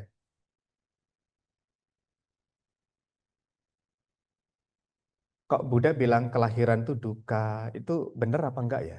Kita harus kadang, kok ajaran Buddha kok kayak pesimis ya gitu. Tapi coba lebih dalam, bener enggak ya? Terus kalau bener coba tolong jawab. Kenapa bayi itu begitu lahir, dia enggak ketawa? Dia harus menangis gitu. Kenapa? Kenapa ya? Kalau enggak nangis, dokternya malah cengkeweng kakinya ditepok pantatnya supaya nangis. Begitu nangis, nah, dokternya biasa saja gitu. Tapi mamanya, aduh ngapo ditepok bayi aku kan. Kelahiran mereka menangis gitu. Tapi ketika bayi menangis, papa mamanya yang senang. Ai syukuran. Nanti lalu dibikin kalau laki-laki ada apa tuh manye itu apa namanya? Yang ketan itu ya. Oh, laki-laki. Semua orang gembira, apalagi aku jadi akong. Yes. Aku jadi papa betul ya. Tapi ketika kelahiran mereka menangis, sebetulnya ketika dalam kandungan ibu tuh suasana hangat sekali. Hangat, nyaman, tapi begitu keluar, kulit pori-pori itu tersentuh dengan udara yang sangat kuat dan perubahan anicca yang drastis, bayi itu mau tidak mau harus menangis. Karena pori-pori yang halus itu bersentuhan dengan udara luar tuh, seperti pedih sekali gitu. Cuman bayi nggak bisa ngomong. Kalau bisa ngomong, pedih sekali, wah pedih, malah dilari ya mungkin susternya ya. Ya, gitu. Nah, kelahiran ternyata Buddha bilang adalah termasuk dukkha. Next, ketuaan. Ketuaan itu katanya dukkha. Yang merasa tua deh. Saya sudah, aduh ini 5 tahun, 50 tahun CDW ini. Kayaknya pinggang saya juga udah mulai ini ya, rambut udah mulai putih. Betul loh. Dulu rasanya, jalan gagah gitu ya. Ternyata sekarang udah mulai encok, udah mulai apa. Tua, ya mau nggak mau saya harus mengatakan Buddha adalah benar. Buddha adalah benar. Ini kalau saya ya, nggak tahu mungkin ya anak muda, nggak benar itu tua masa juga ya.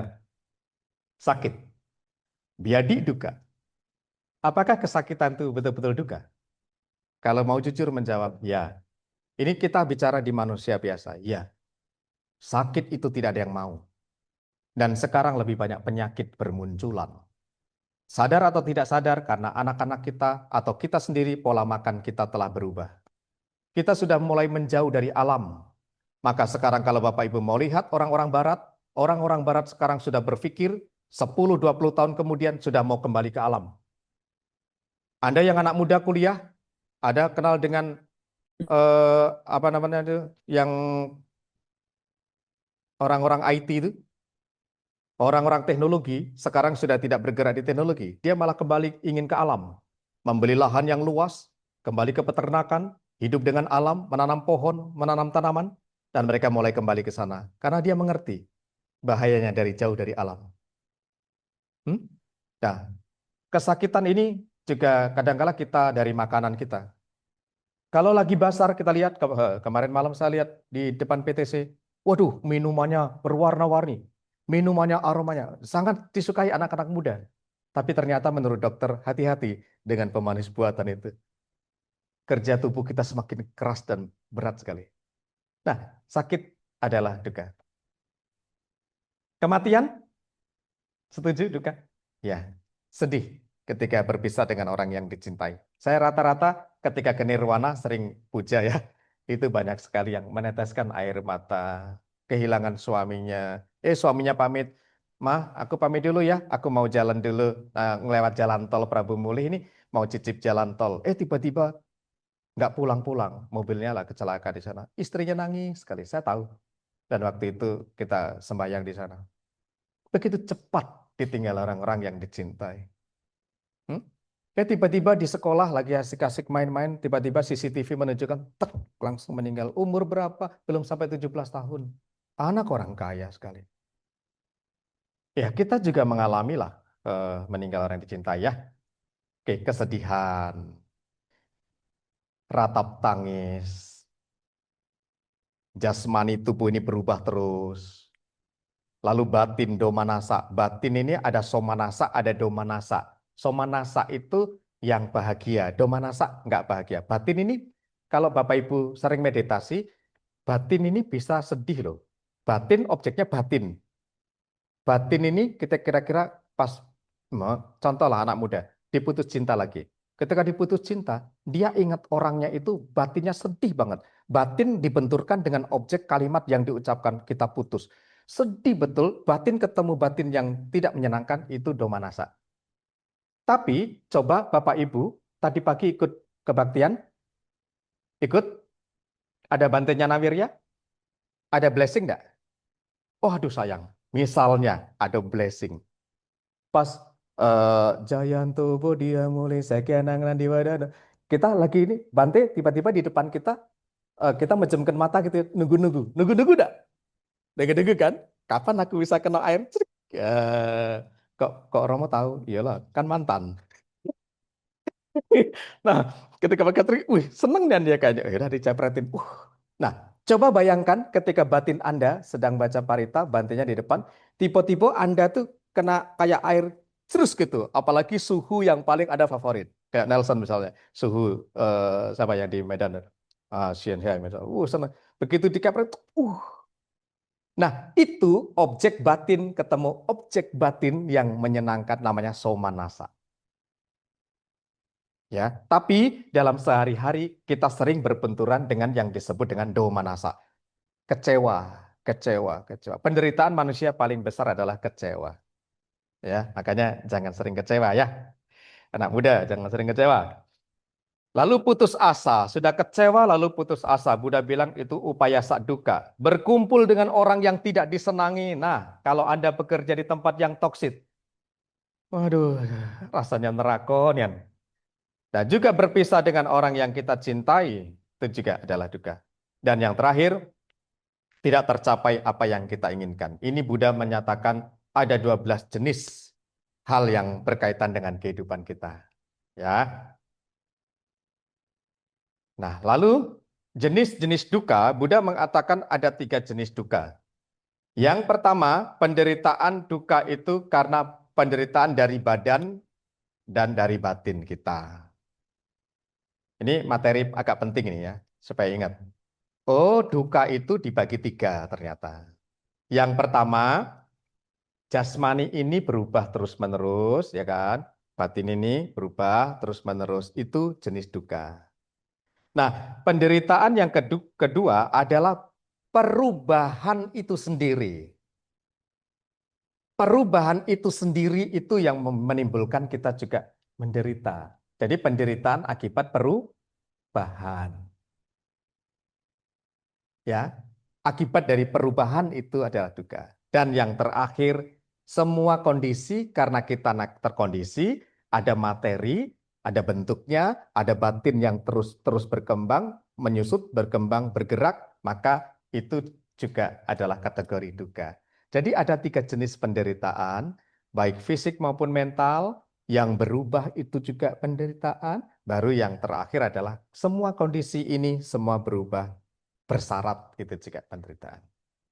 Ya, sangki tenak pacu padana kanda duka. Dari semua pancakanda kita terus-menerus berubah, tidak kekal. Benarkah perubahan membawa duka? Benarkah semua kondisi yang berubah itu membawa duka? Ternyata ada kisah-kisah di mana makhluk-makhluk suci atau orang-orang hebat itu malah justru belajar dari duka. Maka kalau ajaran Buddha mengajarkan semua penderitaan tapi Buddha tidak memberikan solusi, artinya ajaran Buddha itu pesimis.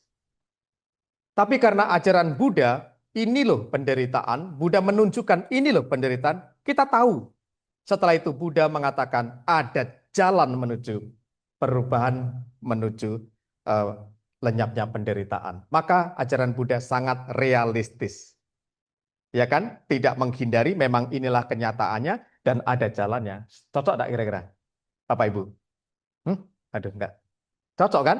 Nah, seperti itu. Kalau cocok, bawa pulang, bungkus. Gitu loh. Karena ajaran Buddha itu fakta. Kita tadi cerita di depan tuh fakta semua enggak sih? Fakta. Tetapi Buddha mengatakan, ada loh orang yang belajar dari penderitaan sehingga dia menjadi orang yang sukses. Kalau tidak, nah ini yang repot.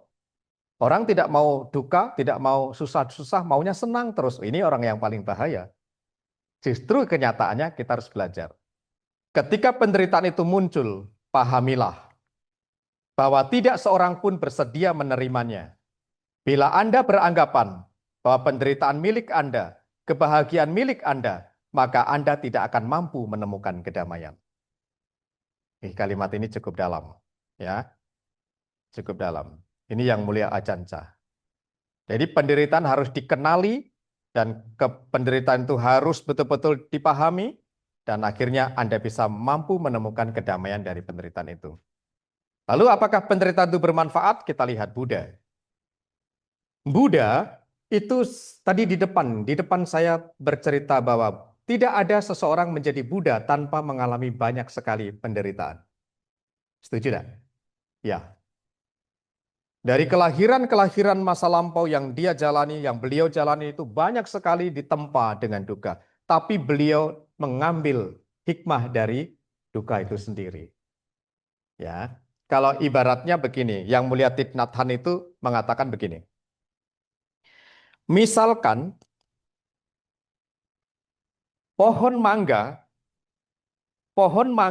yang bisa berbuah ranum dan manis buahnya, pohon mangga itu tidak mau menerima kotoran ayam, kotoran sapi, kotoran yang dilempar, sampah-sampah dilempar di situ. Pohon mangga menolak. Oh, wah puya, aku tidak mau. Kamu kotor, kamu bau. Pohon mangga itu tidak akan bisa membuahkan buah mangga yang ranum dan manis. Setuju tidak? Setuju kan? Tetapi karena pohon mangga ini cerdas, pohon mangga ini pintar, apapun yang kau lemparkan tadinya tidak kau sukai baunya, yang kau anggap itu kotoran yang sangat-sangat tidak kamu sukai, tapi dia serap ambil dan akhirnya pohon mangga menjadi kokoh, akarnya menjadi kuat, dan ketika itu dia memberikan buah yang manis kepada Anda. Orang yang bisa memberikan kebahagiaan pada orang, dia pasti telah belajar mengambil hikmah dari kesusahan. Setuju atau setuju? Ya. Berarti orang hebat itu tidak tiba-tiba muncul sukses. Tanya Dewi Sri. Apa mungkin semua di dunia ini orang sukses itu muncul dengan begitu gampang? Tidak. Pasti mengambil kesusahan. Orang yang bergerak di teknologi, banting sana, banting sini, ada muncul yang baru. Dia ini yang sudah tenar, anjlok lagi. Orang berdagang juga begitu. Jangan dikira tiba-tiba sukses. Anak-anak muda harus belajar dari ketidaksuksesan. Ya kan? Akhirnya apa? Setiap hal yang tidak menyenangkan, dia serap, dia ambil. Ada orang ngomongin kita, kamu tuh bisa apa? Nah dulu kan orang teknologi dibilangin kau bisa apa itu. Akhirnya bisa dinikmati. Gara-gara diomong kau bisa apa? Akhirnya dia tunjukkan, aku memang bisa apa-apa. Bisa dong. Nah, artinya apa? Jadilah pohon mangga yang pintar menyerap kotoran yang tadinya dilempar ke kita, diserap dan ditransformasi. Nah, Yang Mulia Thich Nhat Hanh mengajarkan transformasi untuk mengambil setiap kesedihan, kekecewaan kita belajar, bangkit lagi, jatuh Romo, gagal bangkit lagi. Tuku sepi Romo, tetap berjuang. Ya, sekarang toko orang ramai, belum tentu selamanya anicca. Nah, itulah. Buddha adalah orang yang belajar dari penderitaan sangat bermanfaat. Yang kedua, Yesus. Yesus begitu banyak sekali penderitaan yang telah beliau terima, tetapi akhirnya apa yang terjadi? Beliau sangat dipuji-puji sebagai juru selamat bagi saudara kita di sana. Orang-orang hebat mengalami banyak sekali cercaan, hinaan. Buddha difitnah, Yesus pun juga begitu. Tapi apakah mempengaruhi kesucian orang itu menjadi luntur? Tidak, dia tetap menjadi orang hebat itu. Ya, jadi kita belajar dari duka. Dalai Lama, Dalai Lama sampai diusir dari Tibet, dari tanah Tibet, akhirnya harus mengungsi dan beliau akhirnya ke Dharamsala, tetap menjadi orang yang sangat sangat dihormati. Bahkan pembabar dhamma yang sekarang paling bagus di sana. Raja Sangga Kamboja pada saat Perang Dunia Kedua, beliau juga sama, sangat-sangat menderita waktu itu. Tapi akhirnya endingnya beliau sangat dihormati oleh rakyatnya. Yang Mulia Thich Nhat Hanh, seorang biku juga pada Perang Dunia Kedua. Dan dia melihat banyak sekali ibu-ibu, anak-anak kelaparan, bom di sana, bom di sini. Yang Mulia Thich Nhat Hanh keluar dari wihara dan dia membantu ibu-ibu yang sedang sakit, anak-anak kecil yang sedang sakit. Dia belajar dari penderitaan dan akhirnya dia punya gerakan tanpa kekerasan. Yang akhirnya Yang Mulia Thich Nhat Hanh harus pergi ke Paris. Dan akhirnya tetap menjadi guru meditasi yang paling hebat. Yang terkenal dengan meditasi Chan. Yang mungkin di sini juga melaksanakan itu. Kita belajar dari orang-orang hebat ini. Goen Kaji, itu di foto ini Goen Kaji. Seorang perumah tangga, blasteran Myanmar dan India. Orang tuanya dari India dan Myanmar. Dia pengusaha yang sangat sukses, sudah sampai di titik puncak, uangnya nggak berseri lagi. Karena di Myanmar usaha dia sangat maju sekali. Tiba-tiba kena sakit kepala yang tidak bisa disembuhkan. Dokter terhebat manapun dia pakai duit, kemanapun dia mau sembuh, tapi tak sembuh-sembuh. Akhirnya ada satu praktisi vipassana dia bilang, kamu ke wihara itulah belajar meditasi supaya kamu sembuh dari penyakitnya.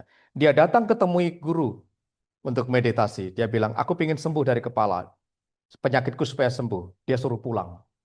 Kalau kamu meditasi hanya menyembuhkan kepala kamu, kamu pulang. Goenka ini akhirnya merenung. Oh oke, kalau begitu aku balik. Aku akan belajar meditasi untuk bijaksana. Nah, akhirnya diterima sama gurunya. Gurunya namanya Sayagi Ubakin. Seorang biku yang menuntun. Ternyata Goenka ini pada saat vipassana kepalanya seperti pecah. Sakit sekali. Tapi karena dia vipassana tidak boleh keluar, dia mengamati sakitnya, dia benyut, anicca, dari titi bangga upadu, dari muncul berlangsung lenyap, tiba-tiba tong, dan Goenka menjadi sembuh dari sakit kepalanya, dan akhirnya dia mengamati seluruh tubuhnya seperti ada aliran bebas, dan dikatakan Goenkaji, murid yang paling maju dalam vipassana. Dan akhirnya beliau bersama istrinya menjadi praktisi vipassana, yang sekarang senternya ada di Dhamma-Java di Bogor.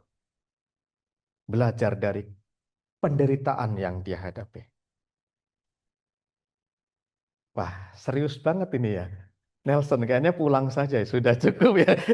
Dengar Romo cerita kayak serius gitu. Ya, saya hanya menceritakan kenyataan yang saya pahami. Ternyata kita pikir, aduh saya menderita ya, jangan putus asa. Masih banyak makhluk-makhluk orang-orang hebat yang, aduh kita ini paling baru seininya. Oh gitu ya Romo, iya bangkit.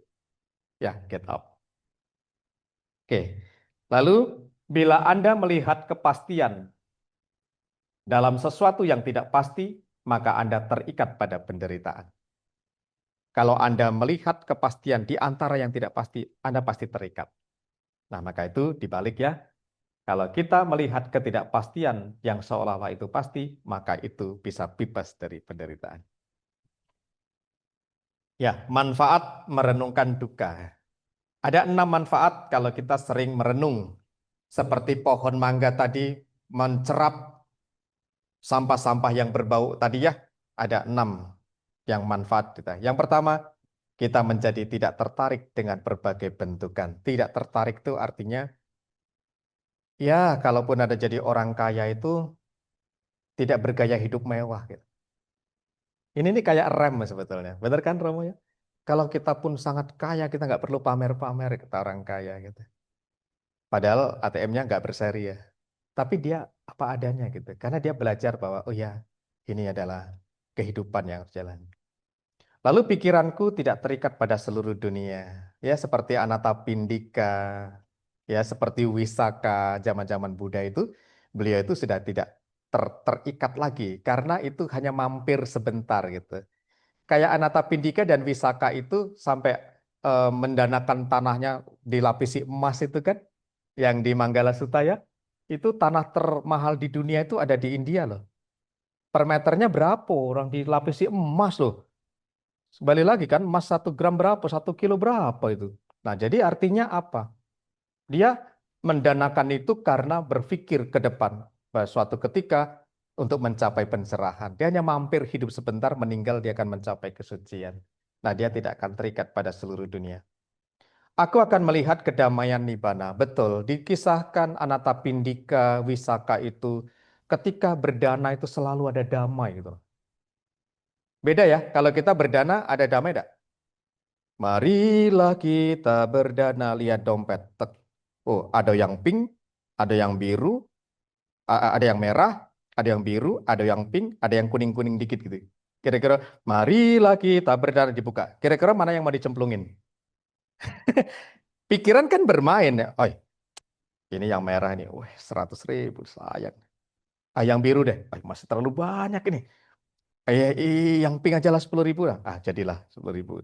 10.000 pun masih kadang, ngapa 10.000 eh? Kayak beli bakso dapat situ 1 mangkok di sana. Nah, kadang pikiran kan nakal gitu ya. Nah, kita perlu berlatih loh.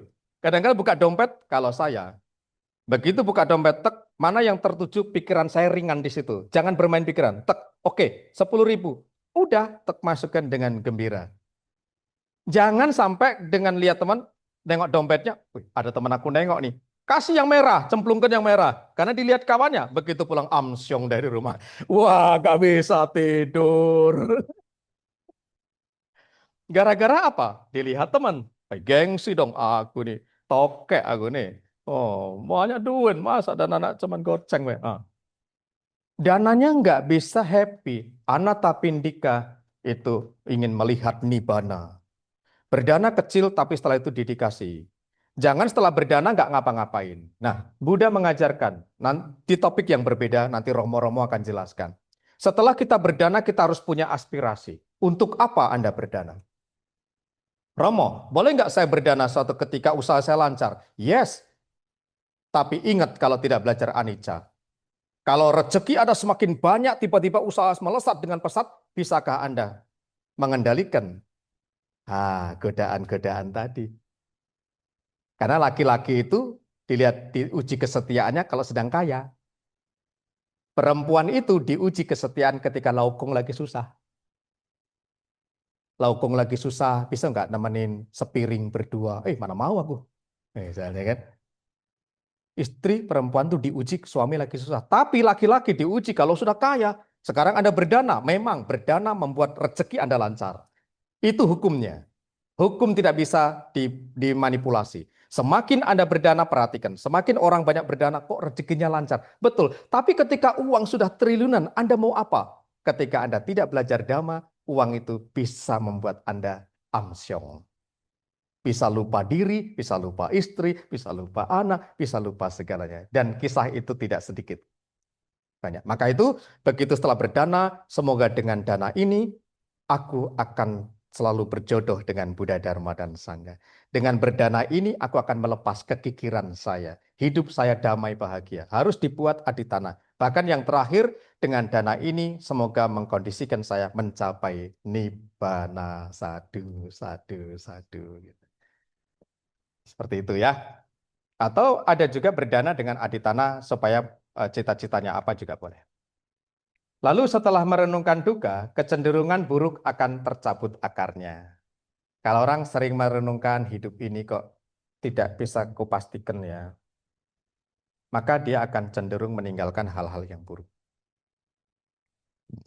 Aku akan menjadi orang yang tangkas dalam tugas ya, karena hidup ini sering merenungkan ketidakpuasan, maka dia akan menjadi orang yang tangkas dalam tugas.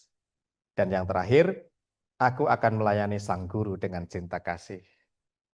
Karena apa? Guru-guru yang mengajarkan, menuntun supaya lepas dari penderitaan, dia adalah guru yang baik. Tapi kalau guru yang tidak pernah menegur kita, tidak pernah belajar dari penderitaan, beliau bukan guru bijaksana.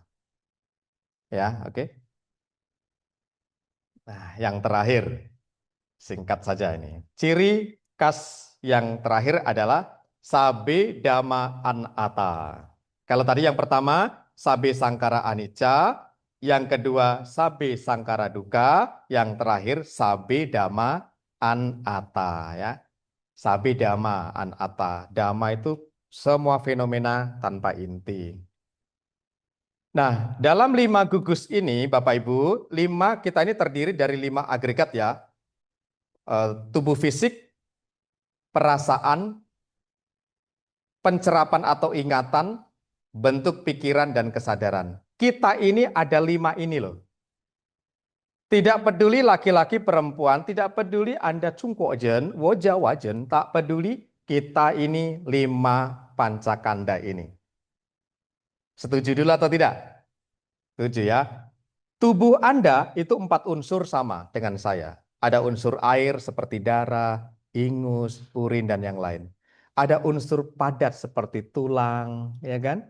Gitu ya. Lalu ada unsur angin, kita bernafas. Lalu ada unsur api, ada unsur hangat. Unsur-unsur ini pada saat meninggal, mana yang lepas duluan? Angin.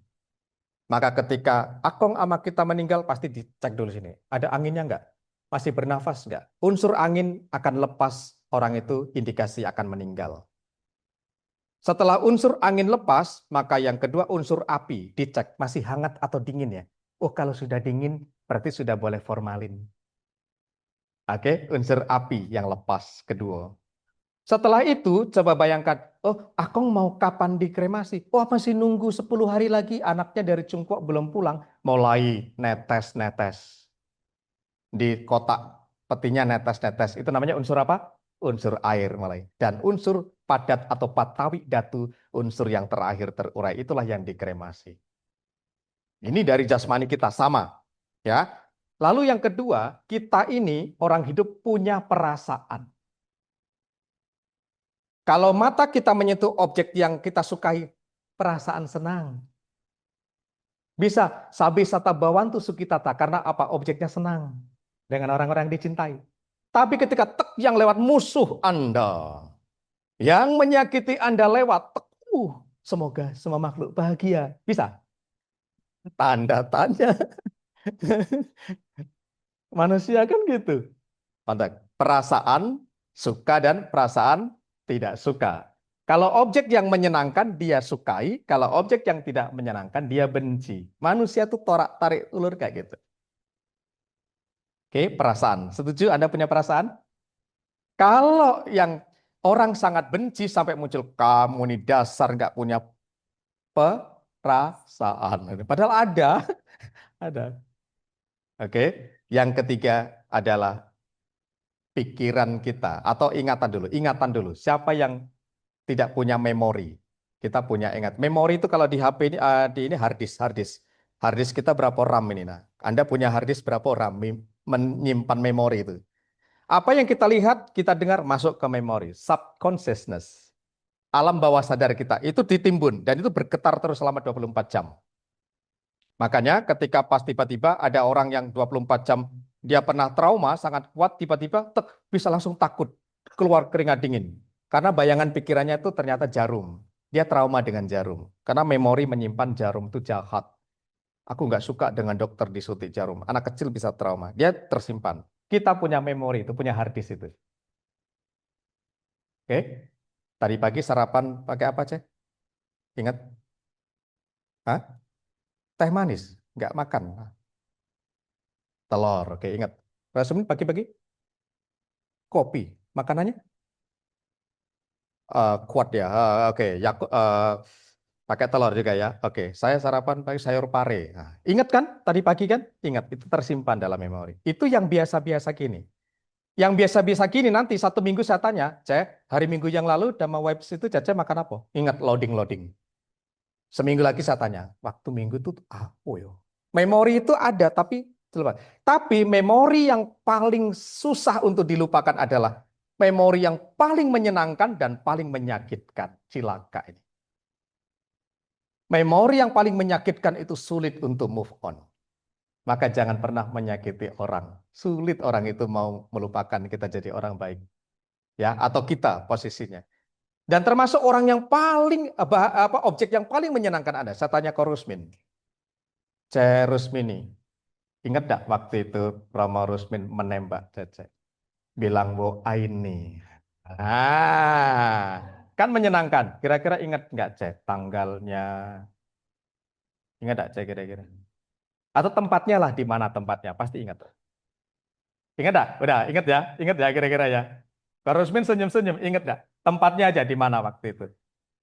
Wah, Cece pasti tahu ya. Kenapa mengingat itu? Karena sangat happy. Peristiwa yang sangat bahagia, tapi masalah makan, atau enggak dah. Tadi pagi kaki kanan dulu atau kaki kiri yang pas bangun dari ranjang, kaki kanan kiri atau kaki kanan dulu yang nyentuh lantai. Nah, agak ingat, agak lupa kan? Dua-dua langsung tek gitu ya. Wow, hebat ingat dia tuh. Nah, kadang memori yang biasa-biasa suka sering lupa loh. Tapi yang paling menyakitkan dan paling menyenangkan itu sulit untuk dilupakan. Maka untuk itu bikinlah memori-memori yang bagus ya. Nah, selain itu pikiran kita. Manusia tuh setelah memori ada pikiran. Kita duduk, pikiran kemana. Tiba-tiba, aku ingat Akong setahun yang lalu. Ini nak cembeng pulau. Ini misalnya hari ini anak cembeng aku ke sana. Nah, kadang memori ingat. Ya pikiran kemana-mana. Dan yang terakhir adalah kesadaran. Anda sadar duduk di sini, saya sedang sadar saya seorang ayah, saya sadar seorang mahasiswa, saya punya tugas apa. Nah, manusia itu 5 inilah. Nah, diri ini yang disebut sebagai manusia itu adalah 5 kanda ini. Nah, sekarang kalau kita lihat, siapakah kita? Apakah badan fisiknya? Ataukah perasaannya saja? Ataukah ingatan saja? Ataukah bentuk pikiran atau kesadaran? Siapakah kita? Siapakah kita? Nggak ada yang jawab. Siapakah kita? Perpaduan 5 hal inilah kita. Romo Jarwo, Girinanda. Jarwo dikasih nama sama mama ibu saya, ibu papa saya, Jarwo. Sebetulnya tidak ada nama supaya dikasih nama Jarwo supaya nggak ketukar sama Korusmin. Iya kan? Sebetulnya kita ini pancakanda kan? Pada dasarnya nggak punya nama kan? Yang kasih nama siapa? Anda kasih nama sendiri. Enggak kan? Yang kasih nama siapa? Papa mama kita kan? Supaya apa dikasih nama? Supaya nggak ketukar. Aslinya kita ini pancakanda. Maka kalau melihat kebenaran yang sesungguhnya, maka ada 2 kebenaran. Samuti saja dan paramata saja. Samuti saja kebenaran yang disepakati. Oh, ini Romo Jarwo, ini Romo Rusmin, ini Ibu Rusmini. Kesepakatan disepakati supaya nggak ketukar. Tapi kebenaran paramata saja, kebenaran hakiki yang sesungguhnya kita tidak punya nama, adanya panca kanda. Inilah tubuh, pikiran, perasaan, ingatan, dan kesadaran. Oke, paham ya? Aduh, sangat dalam nih, Mo. Ya, oke, sekarang nggak apa-apa. Kita lihat nanti. Konsep anatta ini sebetulnya kita singkat saja bahwa akar semua kejahatan itu karena seolah-olah kita ini aku. Ini loh aku presiden, aku bisa apa saja. Aku ini raja, aku bisa menguasai apa saja. Aku orang kaya loh gitu. Sebetulnya akar segalanya adalah kejahatan itu adalah karena ego. Karena kita merasa punya jiwa gitu ya. Ini milikku, ya kan? Ini adalah punyaku. Akhirnya kejahatan itu muncul di dunia ini. Maka ajaran Buddha apabila Anda bisa memahami tentang tanpa inti, kejahatan itu luluh. Kita bukan siapa-siapa, kata Ajan Brahm ya. Bukan siapa-siapa. Hmm. Nah, kalau ini saya sekilas saja karena ada beberapa pandangan. Yang pertama-pertama dulu nanti saya share ya itunya. Karena ada beberapa pandangan tentang Atta itu sudah muncul sejak pertapa-pertapa zaman dulu. Ada yang menganggap kita ini kekal selamanya, ya kan? Jiwa ini adalah kekal. Ada juga jiwa yang berbuat kebaikan atau kejahatan. Ini hanya tubuh belaka. Lalu ada juga yang mengatakan hanyalah gugusan unsur-unsur yang tidak bermoral, akhirnya banyak penyiksaan diri ya, penyiksaan diri. Lalu ada mengatakan makaliko salah jiwa akan beransur suci dengan sendirinya. Ada panggapan bahwa udah kita nggak perlu berbuat baik, nggak usah. Nanti kita lahir lagi jadi suci, lahir lagi semakin suci sampai ikuti kelahiran-kelahiran nanti akan suci sendiri. Ada pandangan yang kayak gitu. Ya. Ada juga pandangan lagi setelah kematian tidak ada kehidupan lagi. Ya kan? Nah, pandangan-pandangan ini dikatakan Sang Buddha adalah pandangan yang keliru. Ya. Nah, pandangan yang sesungguhnya menurut Sang Buddha itu apa? Siapakah aku? Nah, ini saya akan coba bacakan ya. Tolong semuanya fokus di sini. Ini adalah percakapan antara Nagasena dengan Raja Milinda. Jadi Biku Nagasena ini adalah seorang biku yang sangat cerdas. Dan Raja Milinda adalah raja yang juga kritis. Lalu berdebat dan bertanya. Ini eh, apa namanya? Ada sebuah pertanyaan begini. Tolong jelaskan, awalnya kan tanya begini, misalkan. Bante Nagasena, Anda tadi mengatakan itu adalah kereta jagung. Itu tadi adalah kereta jagung. Karena kereta yang membawa jagung. Lalu tadi Bante juga mengatakan, oh itu sebetulnya bukan kereta jagung. Karena kereta itu ada faktor-faktornya. Lalu ditanya lagi, Nagasena lalu menjawab, tolong jelaskan apakah kereta itu? Ditanya lagi sama Raja. Oh Raja, apakah porosnya, apakah rodanya, atau sasisnya itu, atau kendalinya, atau gabungan semuanya, atau sesuatu di luar itu? Kereta yang membawa jagung tadi itu, apakah itu rodanya, apakah itu sasisnya, atau itu tali kendalinya? Lalu Raja Milenda mengatakan, oh bukan semua itu. Nagasena mengatakan, kalau begitu kereta itu hanyalah omong kosong. Lalu Raja Milenda mengatakan, karena mempunyai semua bagian itulah maka ia disebut kereta. Nah, kereta itu ada berbagai macam kondisi-kondisi. Kereta itu bisa disebut kereta karena ada rodanya, ada sasisnya, ada gerobaknya, ada jagungnya. Maka orang mengatakan kereta jagung. Padahal ketika dibedah tidak ada yang namanya kereta jagung itu. Paham maksudnya? Sama, siapakah Anda?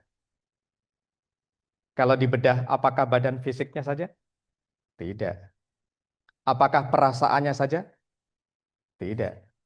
Ingatan? Juga bukan. Kesadaran? Juga bukan. Siapakah kita? Perpaduan antara panca kanda kita. Tuh, dalam ya. Susah ya dipahami ya. Bisa dimengerti nggak kira-kira ya? Bisa ya. Oke. Ini tanpa inti ini soalnya cukup dalam untuk menjelaskan ini. Nah, nanti kalau ikut vipassana baru akan lebih jelas lagi ya. Nah, ini tadi Romo sudah jelaskan di depan, Romo tidak akan jelaskan bahwa ada 5 gugus pembentuk ya, jasmani, ada unsur air, udara, dan sebagainya. Lalu ada unsur batin juga Romo sudah jelaskan. Inilah kita sesungguhnya, Bapak Ibu. Kita hanyalah pancakanda itu sendiri. Ketika itu terurai, kita akan meninggal dunia. Jadi siapakah kita? Ajaran Buddha sepenuhnya menolak adanya suatu kepribadian atau individu yang pragmatis. Ajaran Buddha hanya berupaya menunjukkan bahwa kepribadian individu tidak ada dalam pengertian mutlak. Nah, dari kebenaran yang hakiki ya. Jadi kita ini tidak bisa dilihat dalam satu kebenaran saja. Kebenaran hakiki itu cukup dalam. Ya, nanti saya saran kalau adik-adik yang senang mau coba meditasi, para Romo yang sudah pernah bermeditasi, coba lebih dekat mengamati siapakah aku sesungguhnya. Who am I? Siapa aku sesungguhnya? Nanti akan ada muncul jawaban sendiri.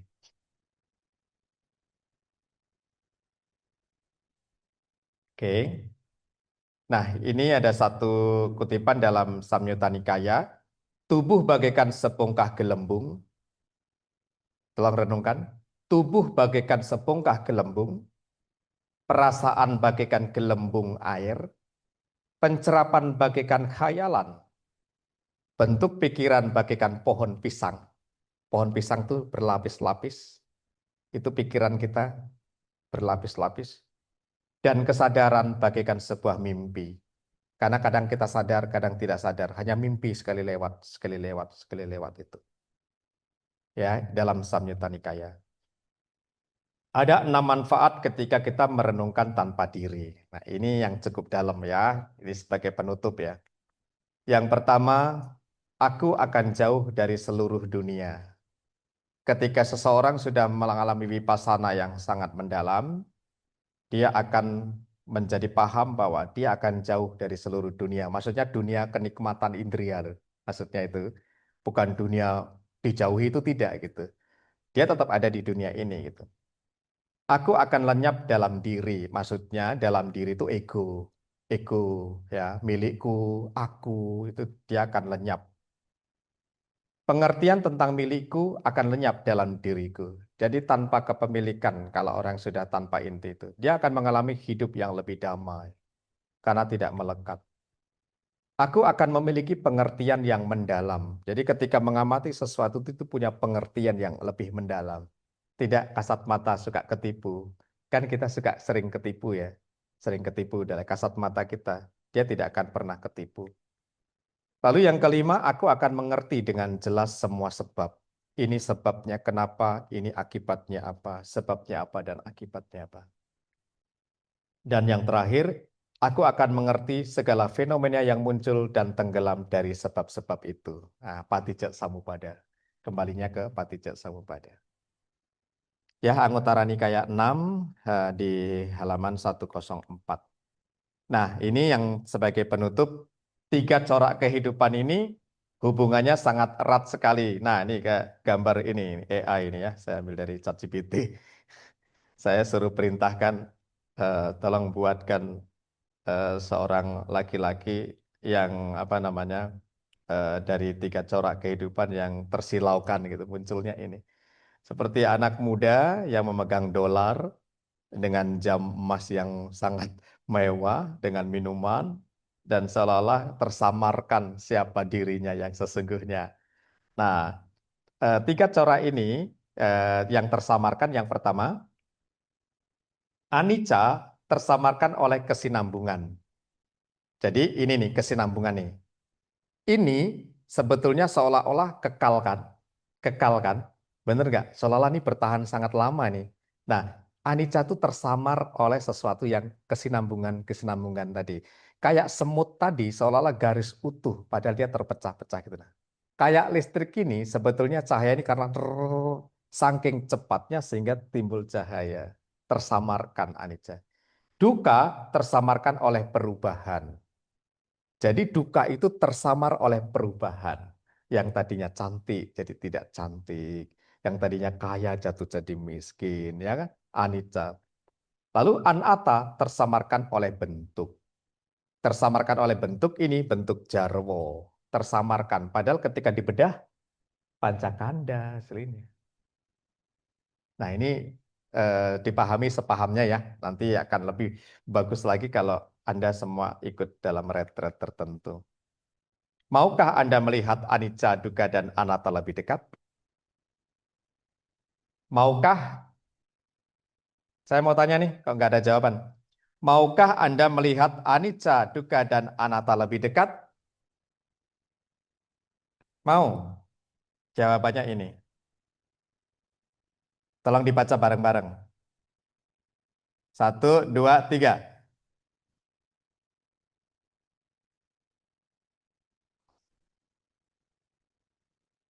Tahu nggak vipassana itu apa?